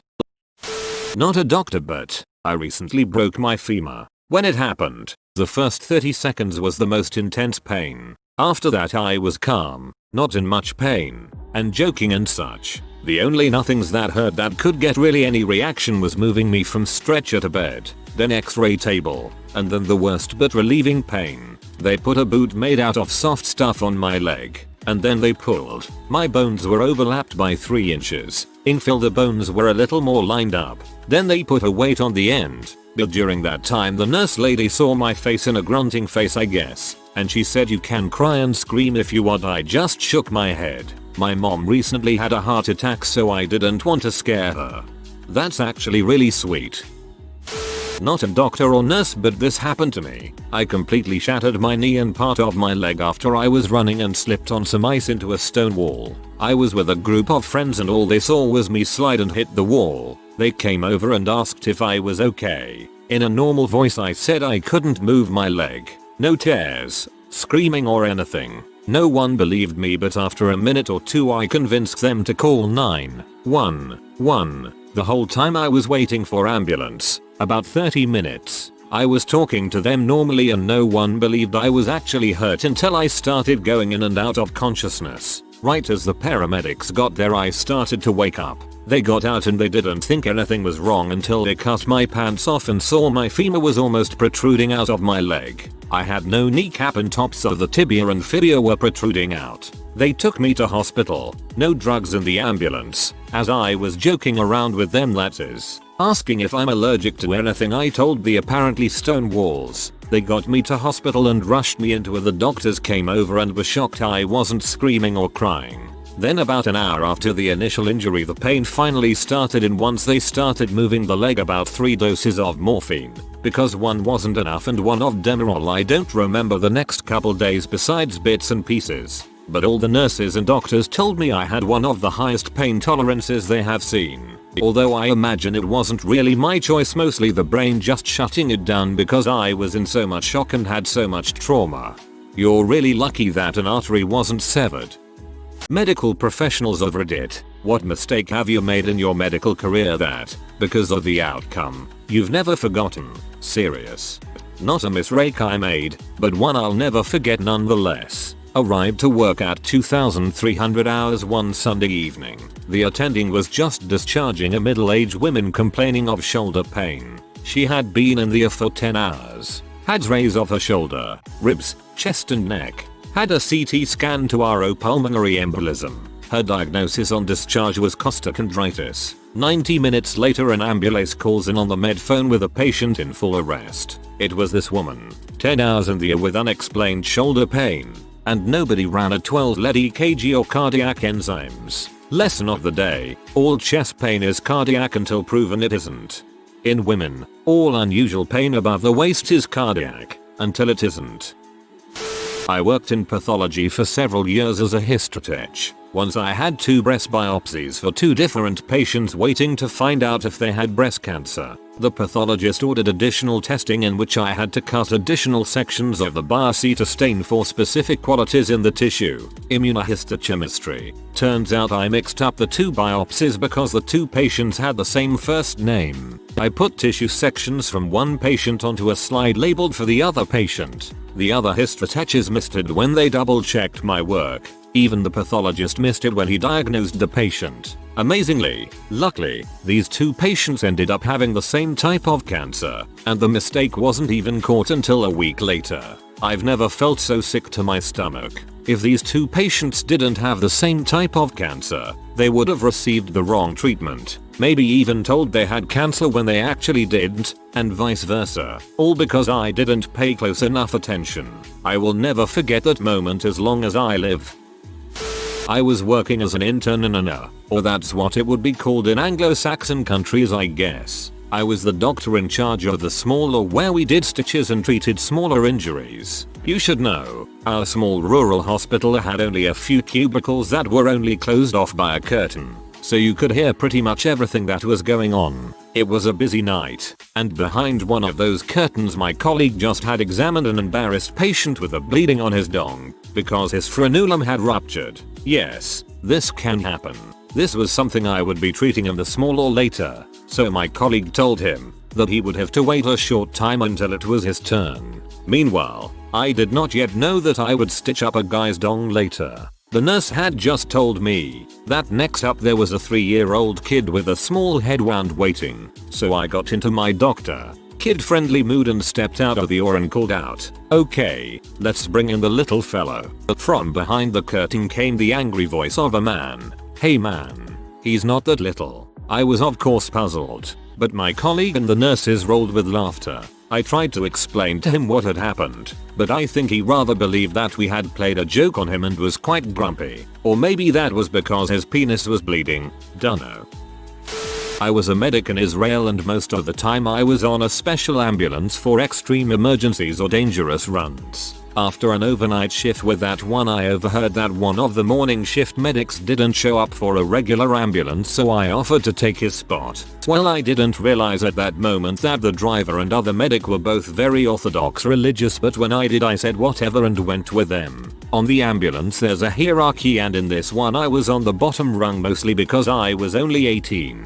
We get a call for an unconscious woman at a bus stop. We get there and it's a visibly homeless woman who's not breathing, has a very weak pulse, and a locked jaw. In this case you're supposed to break the jaw to open the airway, but the other 2 refused because they were men and she a woman, and they physically stopped me from intervening beyond trying to tilt her head back. We watched her die and called the coroner and took off immediately after they arrived. I stopped working with them immediately after and went home. The next day I filed a complaint, but it wasn't taken seriously other than I wasn't allowed to be on their ambulance again. I'll never forget that call. A doc here. Not my mistake, but one made by a colleague who handed over a patient to me when doctors do eventually get to go home. We usually hand over patient care to a colleague. Handed over information is often reliable from reliable colleagues. I was handed over a 50-year-old man who had been picked up off the street at 8 PM after he'd been out drinking heavily all day. He was accompanied by his friend who said that he had, in fact, been drinking heavily for several hours. He had further said that they had been staggering home when the patient had staggered off sideways and ended up in a bush. My colleague had seen and examined this patient and handed over to me that he was heavily intoxicated, and that he had asked security to come and assist him to the front door in an hour or so. It was all sorted, he said. Nothing to worry about, he said. I was busy in resus with 2 patients trying to die on me, so I figure what the heck, if it's all sorted that's fine by me. This sort of thing is common, especially in the middle of a Saturday night. Couple of hours later I am sat writing up my notes when I see the same patient wheeled back in by security. "Doc, this guy isn't right." "What do you mean?" "Well, we took him out front and stood him up and he just keeled over and hit the deck. This guy can't walk. Never mind, go home safely." "Fair enough. Bring him back in and I'll see him again." So they put this guy in the room he came out of and I wander over to take a look. The booze is coming out of his bones. Eye-watering stuff. I say hello and give him a shake. He opens his eyes, nods, but says nothing. After a few seconds examining him I realize that he's not moving his right arm. Then I notice that actually he's not moving his right leg either. Nor is he answering any of my questions. I do a full neuro exam. This guy's having a stroke. CT and blood panel later and he's being taken to the stroke unit. I learned 2 things from this patient. 1. Never trust information that is handed over to you, no matter how skilled your colleague. 2. Never, ever, assume anything. Yes, he was hammered, but he was also having a stroke, and the clinician who saw him first let the alcohol, literally, cloud his judgment. Wish those lessons were taught more around the world. Here in Denmark, a homeless guy died on the street with several people trying to get 112 911 to come help. The emergency dispatcher believed the guy was just a drunk. Not a medical professional but a patient who was almost victim to a simple, yet potentially fatal mistake. I have cardiac catheterizations and biopsies every year. Transplant recipient, and up until a year or 2 ago was hospitalized the night before the procedure to receive IV fluids. During a catheterization they insert a catheter into my femoral artery and inject dye to look at my coronary arteries and biopsy a small piece of my heart. So the night before my cath a few years back, my nurse came in and started hanging up a bag of what I figured was basic fluids but upon closer look was heparin, a blood thinner. The day before I was going to have my artery opened. I could have bled out. Luckily, my mom noticed, questioned the nurse who then talked to the physician. The physician ran in apologizing profusely and said she had been up for more than 24 hours and wrote herself up for the error. Crazy to think about how easy it is to make such a big mistake and how overworked physicians are. Sent 2 inmates to the wrong places on the same day. My own personal Black Monday. One was for an urgent consultation, 2 cause the dude broke his hand fighting or punching a wall or something. I'll never forget talking to custody and explaining to them that I gave them the wrong address. I was a 3rd year medical student on my surgery rotation at Cook County Hospital back in the mid 1990s when it was still in the old building. It was a chaotic mess. I was post-call and in clinic and saw a patient who had some type of intra-abdominal procedure and was in for follow-up. He lived in a trailer park on the far south side of the city, was poor as dirt, and clearly wasn't thriving post-op. He was dehydrated and we were concerned that he had a ileus. Bowels weren't moving. I was told to admit him. I told the transporter to take him over to the surgical ward, but somehow forgot to write admission orders. So he went over with no paperwork. He ended up getting put in a bed and stayed there for 3 days with no paperwork. He got IV fluids and bed rest for 3 days, but because no admission orders went over, he never got entered into the computer system. He never showed up on our list of patients. The nurses just kept changing his IV fluids. He had no vitals, no nothing. Well, 3 days later we were on rounds and walked past his cube. It was an open wall with cubicles at the time, and my senior resident stopped and said, "Who the heck is this guy?" The patient poked his head out, pointed at me and said, "Hi doc, when can I go home? I feel great." He was completely better, probably because we did nothing to him. My junior resident whispered to me that I should just quickly and quietly write up admitting orders and discharge orders. 2 lessons. 1. Always do your paperwork orders right away. 2. Sometimes the less we do for patients the better. In end-of-life care, symptoms matter, not the numbers. 21-year-old developmentally delayed kid dying of sarcoma. He never understood death and hated pain. His parents only wanted him pain-free. Night shift. I had poured my heart into his care since diagnosis. He was in pain. He was in patient hospice due to need a continuous fentanyl pain pump. It was at 500 micrograms an hour, which is like 50 milligrams of morphine an hour. I went through the process of calling the hospice RN, then had to talk to the pharmacist, who refused to up the rate. I was irate. I asked her to come to the bedside and assess his pain herself. I remember the parents looking at me in shock when I told them I didn't get the order. I could not see him in pain. I upped the pain pump without an order. I went up the chain of command to cover my butt, but there was 6 hours where I was making the clinical decisions myself without any orders. A major frick you to that pharmacist for worrying about the dose and not the symptom. Seriously, thank you. Other side of the coin here, not the doc but the patient. 5 years ago as a 45-year-old female I stopped being able to have a bowel movement. I have always been regular. I mean set your watch to it kind of regular. After the first week I go to my doc who of course tells me to take stool softeners, etc. and sends me home. Next week comes and I'm back in with pain. And he gives me the same answer but adds in an enema. No help. And what's really bothering me is that the enema comes out as clean as it went in. Over a period of a month I see the doctor 5 times. The last time he orders a x-ray, sees nothing and sends me home. I haven't eaten more than a few rare bites of foods for days. Losing weight. My husband is now freaking out and demands a CT scan. The doctor complies and I go in. The tech does the scan and after pulls my husband aside. He tells him he can't diagnose me. He's not supposed to say anything but he tells him to take me around the corner to the ear and refuse to leave. By this time I can't walk. I'm in too much pain and I'm too weak. My savior of a hubby grabs a gurney and takes me over to the ear. A nurse tries to tell him he can't have a gurney and he tells her what's going on. Within minutes it was like I was the only patient in the ear. Those people were incredible.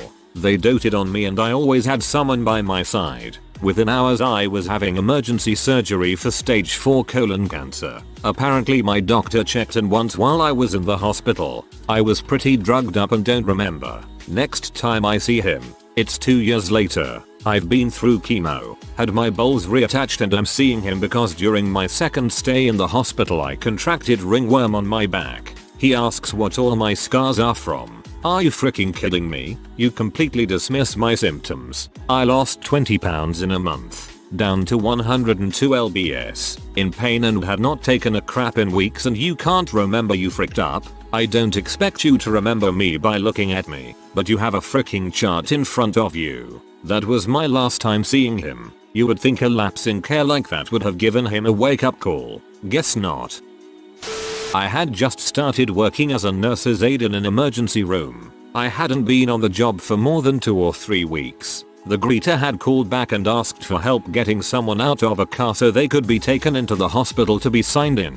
I go out there with a guy who was training me. Their skin was ashen and they was cold to the touch. I was shocked, but didn't say anything because my co-worker was extremely nonchalant about it as we picked them up and put them in a wheelchair. He calmly wheeled them up to the greeter desk and walked away. I remember turning back to ask if we should tell the charge nurse, but I didn't say anything because I didn't want to sound naive. Maybe he noticed something I didn't, which is why he wasn't worried. Or maybe I misinterpreted their well-being. I certainly hadn't been trained to assess anyone. That's a nurse's job. I was just a tech. We returned back to work and about 20 minutes later the triage nurse is sprinting while pushing the aforementioned patient into a room and shouting, "I need a doctor over here." They looked worse. A lot worse than they had when we got them out of the car. A CT revealed that they had a brain bleed. I don't know what happened after that because my shift was over and I went home. But after that I've never had any reservations about voicing my concerns about anyone's well-being.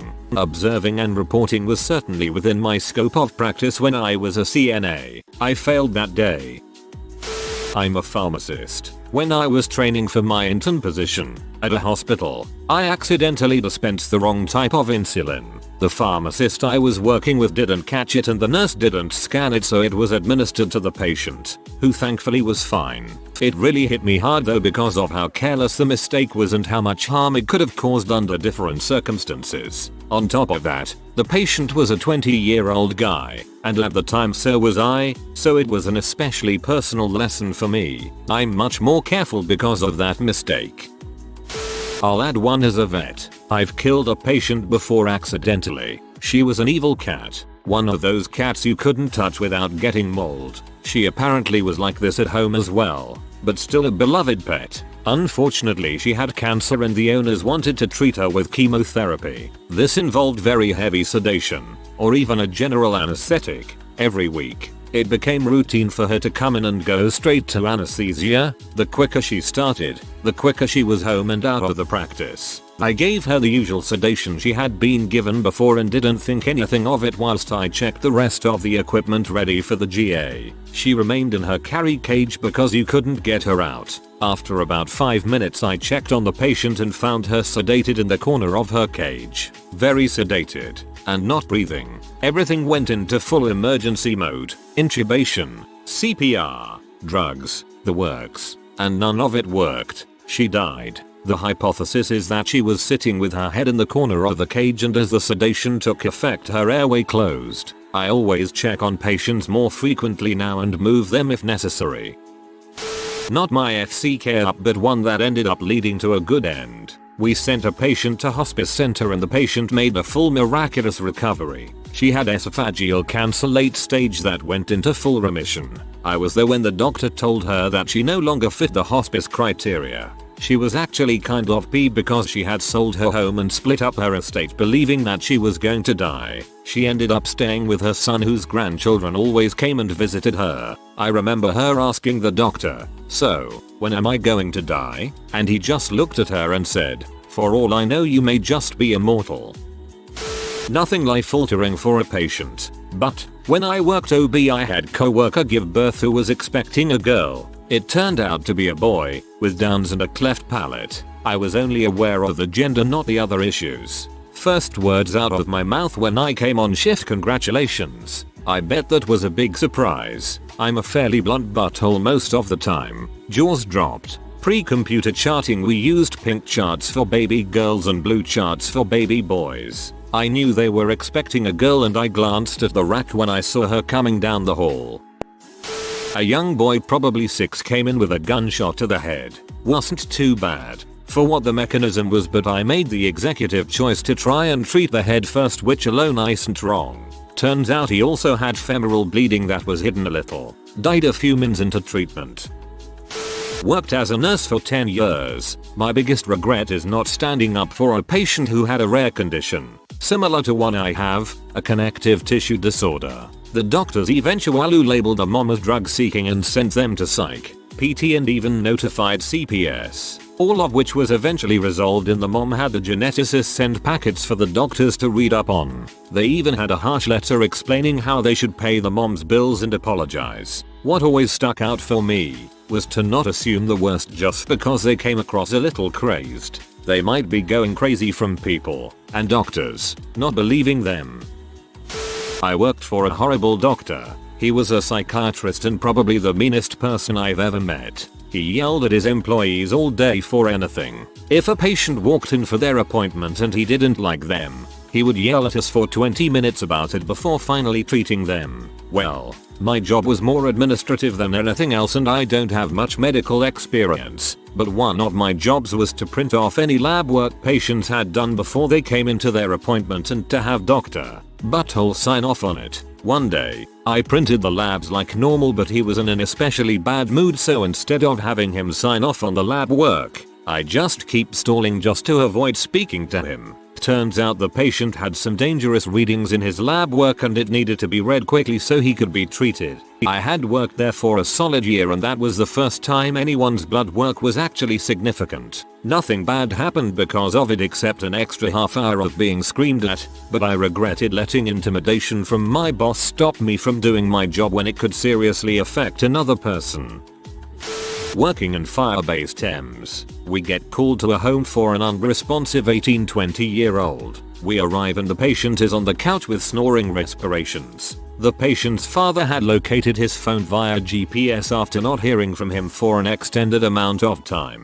The patient is a known drug user and had been shooting up all night. So here's where the mistake came. We load the patient up while bagging him to improve his O2 sats. My partner starts an IV in the left AC and another partner begins drawing up the RSI medications. Versed, etomidate, succinylcholine. The RSI meds are pushed and it appears that the patient is now paralyzed, which is what we want. We begin intubation and place the laryngoscope blade into the patient's throat and my partner asks for cricoid pressure. I apply pressure and almost immediately the patient opens his eyes and screams, "Stop choking me prick." The patient then begins to fight us but isn't in any condition to put up any sort of fight. We all stopped and looked at each other with a puzzled look since the drugs we just pushed should have rendered him unconscious and paralyzed. We immediately establish another IV and repeat RSI since we can't leave him with an unsecured airway after pushing those drugs. After that's done, we check the original IV and find that it infiltrated and we actually pushed all of the drugs into the patient's bicep. Lesson learned: double check your IVs. Biggest mistake I made was forget to remove anticoagulation medication before a surgery and the surgery was delayed. The second one is when a patient was being treated for acute coronary syndrome and I didn't check the type of anticoagulation my intern ordered and it ended up being working too well since it couldn't be excreted through the kidney because the patient was in renal failure. The patient ended up bleeding from all the IV sites and throughout the bladder, but ended up living and doing just fine after dialysis. Serious, doctors of Reddit, who are your dumbest patients? I am in a doc. I once had a 20-year-old and his girlfriend come in at 2 AM freaking out because something had tore his throat open. He seemed fine, no blood, breathing fine. I had him open his mouth, saw nothing, so didn't want him to lose confidence in me. Clearly something had happened, so I'm looking, and looking. There is nothing wrong with this kid's throat. Finally I say, look, it seems okay. What do you feel or see? I don't feel it, but look, it's right there. Where? Looking. It was his uvula. Somehow this kid had gotten to the age of 20 without ever noticing his uvula. Girlfriend was also horrified. I told them it was normal. Did not believe me. So I told them I was about to blow their minds and showed him his girlfriend's uvula. Minds blown. Another life saved in the air. I want you to know, I laughed hardest at this one. Had an old coot. Best possible description of the man, who was sweet but had clearly spent his adult years drinking away whatever brain cells he started with. He presented with a chief complaint of, I can't drink beer anymore. Every time I drink one, I just throw it back up a few minutes later. Well, turns out Cooter hadn't been able to eat actual food in months, was subsisting on pretty much just beer, and hadn't crap in over 2 weeks. But that didn't bother him a bit, until he couldn't have the beer. Then it was an emergency. He had a big old tumor blocking the distal part of his left colon, so near the end of the road, intestinally speaking, and everything gradually got backed up all the way to his stomach. That's why he couldn't keep a beer down. There was just no more room at the inn. I fixed him with a colostomy, and he got better and left. He refused chemo and I figured he'd just go home and die of cancer. But then, almost exactly 1 year later, he came back to me with just about the same complaint. Obstructed to the point of not being able to drink beer. Except this time, it was that his ostomy had essentially retracted into his abdomen and the skin had nearly grown shut over it. He was crapping out of a teeny tiny hole in his skin. WTF. Even my oldest partners had never seen anything like it, but once again Cooter wasn't remotely phased. He just wanted us to fix it so he could go home and keep drinking. I did. Haven't seen Cooter since. I kind of hope he's still out there, treating his cancer with Budweiser and just blissfully ignoring the Grim Reaper.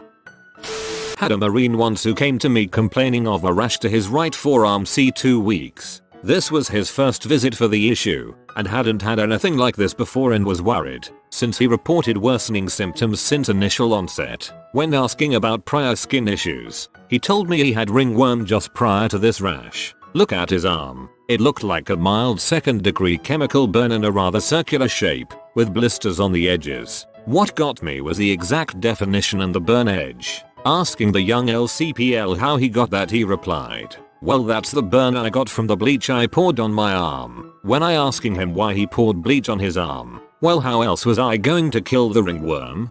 I did that once. Junior high wrestling. Thought it would clear up overnight. Obviously was not cleared to wrestle. Learned my lesson. I did dilute the bleach though. Even at 12 years old I wasn't stupid enough to pour undiluted bleach on my chest.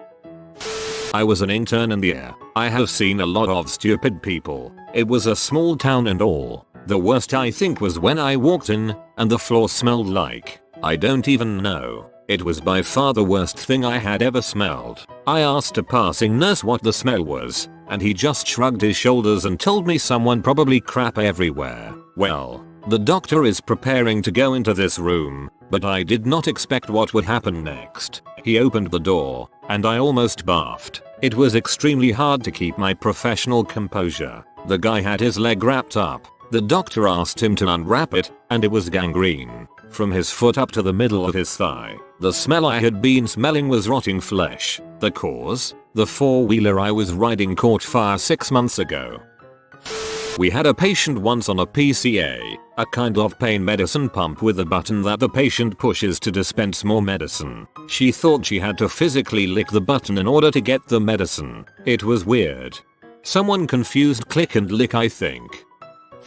I had a patient in her 30s complain of monthly rectal bleeding that would last for 6 days and stop on its own. It started when she was 11. She just thought she should get checked out. It did stop for a while when she was pregnant. There was one who was very upset to find out that she was pregnant again because she'd used her diaphragm exactly as she'd been told. She carefully inspected it for holes, applied the spermicide, placed it, wore it at night, then took it out, cleaned it and put it away each morning, and then her husband arrived home from his night shift. There are several close calls. The patient who fixed an appointment for a pedicure the day after open heart surgery. He said that he'd just sneak out of the ICU and that nobody would notice. The patient who had an amputation of half of his foot and decided that it would be a good idea to walk to the toilet after returning to his room, covering the floor in bloody footsteps because the suture ripped open again. The patient who said that he didn't have any previous operations, but was basically covered in scars. When asked about each of them, he suddenly remembered having about 15 surgeries for various accidents. The patient who forgot that he had his kidney, spleen and part of the colon removed because of a tumor. The patient who decided that he'd never take more than 3 pills a day, because obviously taking more than 3 pills a day is going to kill you. He was on 4 or 5 different meds at that time, and basically just chose at random which meds he was going to take which day. Good thing I don't take pills for my condition. I do, however, randomly choose how many units of insulin to take. GP here. The most outrageous thing I've heard was from a boy who was something like 22 years old. A very poor, illiterate family. The boy had a bad case of tonsillitis and refused to take any meds because all he needed to do was bite the sun. Basically at noon he had to look up to the sun, open his mouth as wide as possible and bite the sun several times so it would burn his tonsils and cure him over the course of a couple weeks. When that wouldn't work, Plan B was to do the same at night but only under a full moon. TLDR. Bite the sun and cure you tonsillitis. I worked at the ER during my internship and met a girl who had increasingly painful and red eyes since a couple of days back. The last 24h had been horrible. I asked about all the normal stuff, and she claimed to have no idea why she had this eye problem. She had never had anything wrong with her eyes. I proceed to drop some dye in her eyes to check them in a microscope, and when I do I realize she's wearing contacts. She didn't like her natural eye color, so she had bought a set of blue colored lenses 8 months earlier. Never removed them, not even during nighttime. Didn't even think to mention this to me. Claimed to have no foreign materials in her eyes. Needless to say, I gave her quite the harsh lecture and a referral to an ophthalmologist. We had a patient come in for theater. When asked if she'd followed the fasting instructions she said yes, but luckily the nurse didn't believe her. With some prodding the patient eventually confessed to having 6 chocolate bars and an orange juice for breakfast. Obviously the surgery was delayed. Girl came to the ER for nausea vomiting. Tried to give her some Zofran. No thanks. I'm not really a medicine type person. My body rejects chemicals. Had a patient who was convinced that drinking grape juice with baking soda was helping him fight prostate cancer. But your cancer is actually getting worse. I'm gonna stick with my plan. I really feel like it's helping. Yes, it is kind of like Steve Jobs. You can all stop replying that now. because we all get it. They put a dong ring on for a week solid. Turned up with a dong like a aubergine, color and swelling. No way it could be salvaged. Given a full penectomy, as bad as it sounds. Now has a hole between his legs. At least that's the one that sticks in my mind. This is how they castrate sheep and such. A band around the base of the scrotum. They just fall off. Surgical resident here. One that comes to mind while I was on the cardiothoracic service was a gentleman that came in through the trauma bay with a stab wound to the chest. He reported, after we fixed the rather large hole in his right ventricle, that he was just visiting a friend and while on the stoop of the building, a random stanger stabbed him with a sword from a first floor window. He proceeds to laugh, get back in his car with his buddies and drive home, despite the rather profuse bleeding from his chest. He drives home for some period of time and then eventually decides he should go to the hospital. Drives by himself to the hospital. Last thing he remembers was being on the way to the hospital. Lucky bastard was found in the parking lot. Had passed out in his car. Eventually made it to the OR and walked away just fine. TLDR. Jackass gets stabbed in the heart. Decides to go home and hang out for a while. Eventually somehow drives himself to hospital before dying and without killing someone else on the road. I'm guessing he panicked and thought, there is no way that just happened. Well okay, but it's not that bad. Nope, it can't be. Not a stab wound from a sword. That's a death for past people. When I was doing rounds in the OR for my medic I encountered this woman. She was in her early 40s and was apparently a frequent flyer for pain meds. Since she had become known in the community, this was a small city in West Michigan. She was no longer able to trick doctors into giving her meds. So what does she do? She pulls out her own teeth. She had tried to do a couple but they wouldn't come all the way out. She did eventually get one out but this was after a few attempts. This isn't the stupid part however. She felt that this may not do the trick. So she waited for a few days knowing she would get an infection and we would have no choice but to give her what she wanted. Well it didn't work, they gave her NSAIDs and antibiotics. It's sad that somebody can get that hooked on pain pills. There was the guy whose elderly mother suffered a massive brain hemorrhage and I had to tell him there was nothing surgically we could do for her. He tearfully told me that he would do anything for his mama and she could have his brain to save her life. Dude wanted us to do a brain transplant. I had to tell him that no, unfortunately that would not be possible. That's terrifyingly stupid, but also touching and sweet in a Forrest Gump kind of way. I have the grandma, the mom, and the teen in the room. The teen is pregnant, but this apparently is a good thing. There are no fathers, grandfathers, boyfriends, jobs in the picture, but everyone decided it was about time a new generation was added to the family lineage. Apparently the teen did not appreciate the fatigue, full bladder, back pain, etc. that go along with being pregnant and is also experiencing some cramping pains. She demands that we do a C-section because she's tired of being pregnant, even though she's still not far enough along, because then we can just hook up the preemie in an incubator to finish growing and the government can just pay for the incredibly expensive IQ stay. My jaw just dropped. Then there was the lady wearing short shorts and no underwear who raised her leg and showed me the pus-filled wound on her labia while in the middle of the waiting room. I don't miss rural OB-GYN experiences. The number of women who think that preemies are just smaller, cuter term infants is just depressing. Lots and lots of women out there wanting to induce labor at 35 or 36 weeks. Dentist here. I had a patient a few years ago who could not understand how she had gum disease on her upper teeth. She thought gravity would pull all the bacteria down onto her lower teeth, leaving her top teeth plaque free.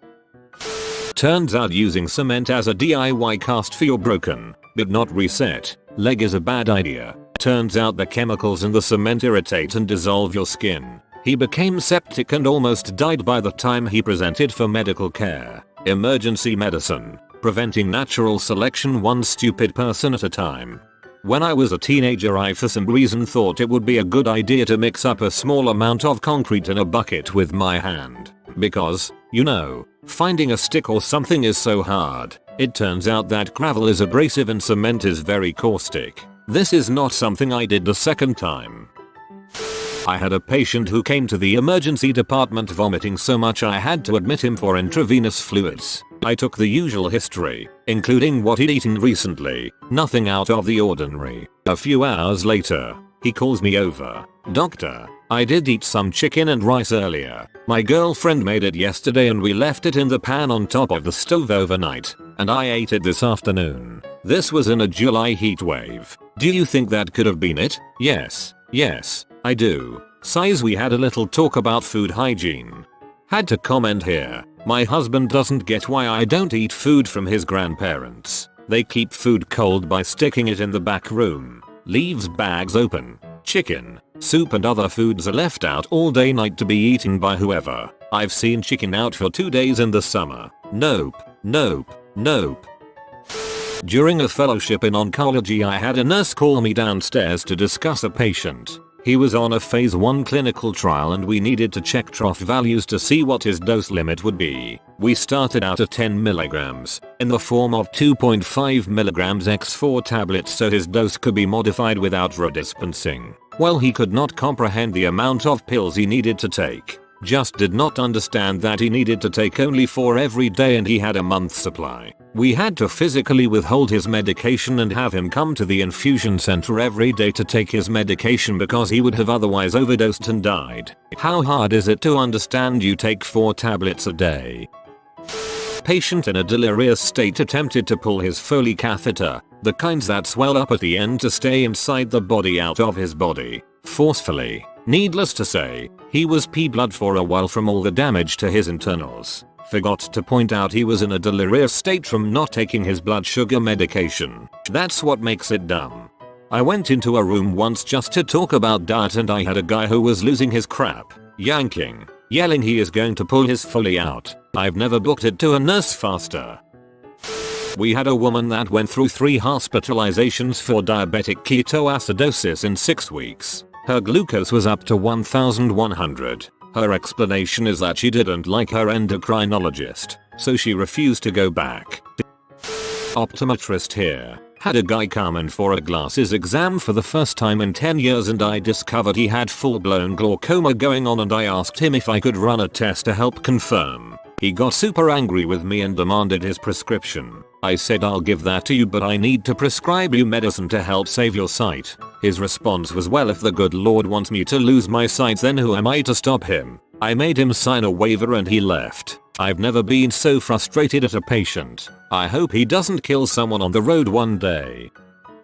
I work as a scribe in the and we had a guy come in asking to be tested because he may have an STD. So we start asking him if he has had fricked unprotected and multiple partners, to which he answers yes. Next we ask if he has any itching, rash, discharge, etc., to which he answers no. Well, this guy thought he caught asthma from fricking with some chick who had it. Asthma. He thought it was an STD.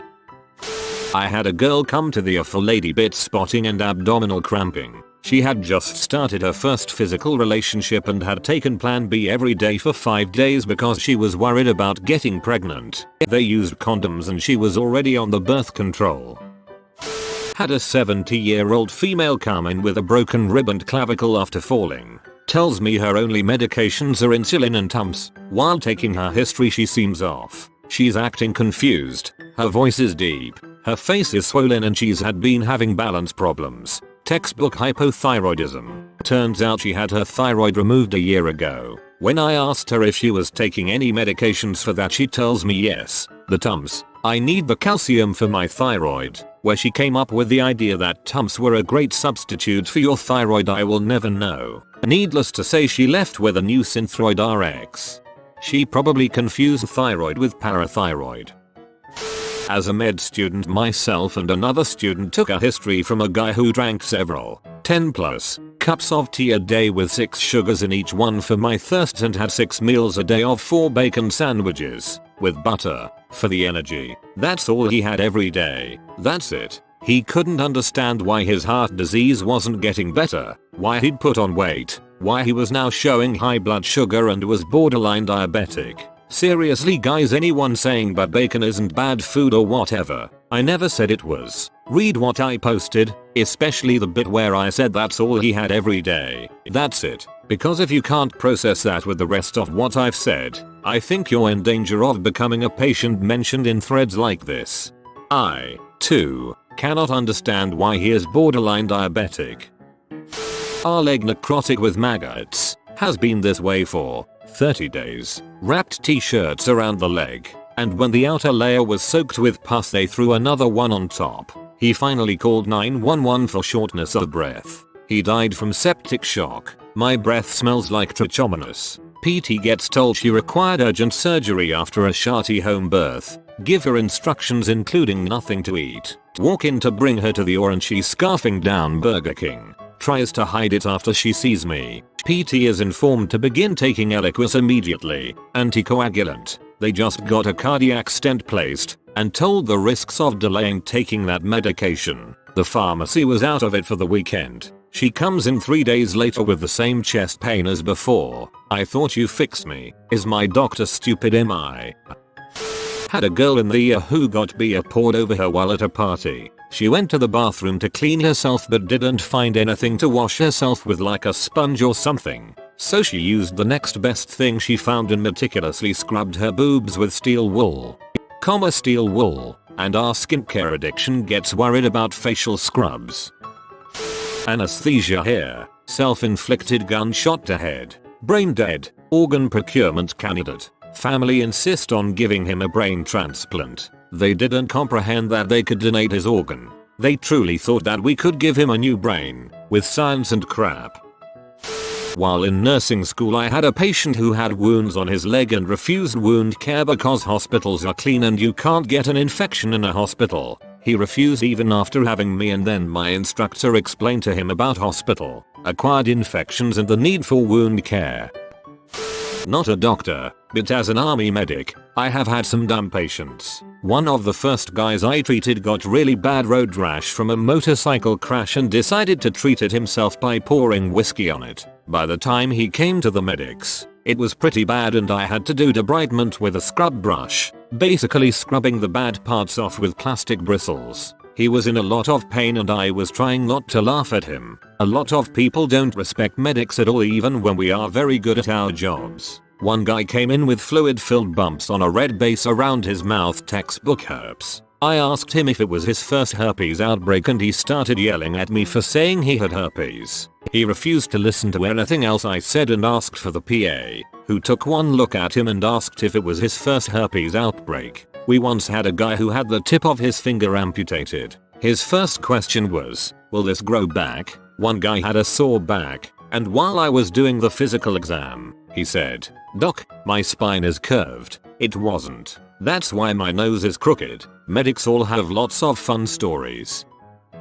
Took care of a patient who I diagnosed with non-Hodgkin's lymphoma. This sweet woman was in her late 20s. For those that don't know, NHL responds pretty well to chemo. Her father-in-law had a business selling camel's milk. She opted for a camel's milk treatment plan over chemotherapy. She was convinced that camel's milk can treat anything. She said she came to the hospital just to find out what it was that she was going to treat with the camel's milk. SMH. She had a 2 and a 4-year-old. Fortunately, I could convince her to only try camel's milk for a finite amount of time and then follow up with our oncologist to see if camel's milk did the trick. One more I'm telling on behalf of a colleague who doesn't read it. In the wee hours of the morning, he got called to see a trauma consult. It was a guy who reportedly wandered into the ER stating he'd just come from a bus stop across the street from the hospital. He had just woken up there and realized that he was missing his wallet, as well as all of his clothing from the waist down. What, you ask, would prompt an indecently clothed man to march barefoot across a busy downtown road, in a big city, by the dawn's early light to seek assistance in the air? Shame be damned. His butthole really hurt. My friend did an appropriate workup and discovered a large chunk of broken off concrete lodged in this gentleman's rectum. It required an operation to retrieve it. However, before they whisked him off to the OR, the patient confessed the rest of the story. He'd hooked up with 2 strange men off of Craigslist, and they'd gone out in one guy's awesome sports car, used copious amounts of illicits and eto, and done. Well, at that point, he wasn't too sure just what they'd done. All he remembered was waking up at the bus station with no pants and a rock up his butt, and then, while my friend was still in the air with the guy getting consent for the operation, the patient's very worried wife walked in. For anyone else who wasn't familiar, eto equals the medical term for ethyl alcohol, drinking alcohol. Maybe not the dumbest patient I've ever treated, but certainly a memorable one. While working a night shift in the ED, I grabbed a chart for a PNB, our shorthand for pregnant and bleeding. I walked into the room and came across a young woman who was laying on the stretcher with her legs open in a pool of blood and tissue. She was about 20 weeks pregnant and had been bleeding for almost 3 days before she decided that it was time to go to the hospital. When I asked why she didn't come in sooner, she replied that she thought it was just her period, since she had heard that you can still be pregnant even if you get your period. For medical clarity, yes, having a menstrual cycle shortly after unprotected fricking does not mean you are in the clear and definitely not pregnant. Horizontal ellipsis. Once you have a confirmed bun in the oven, it don't work that way. After having to explain to the poor daft girl that she was, indeed, pregnant, I then had to spend the next 10 minutes pulling from her T-canal the remaining products of conception from her miscarriage. If you are new to the channel, you can subscribe. I publish new videos every day. Until then, check another video.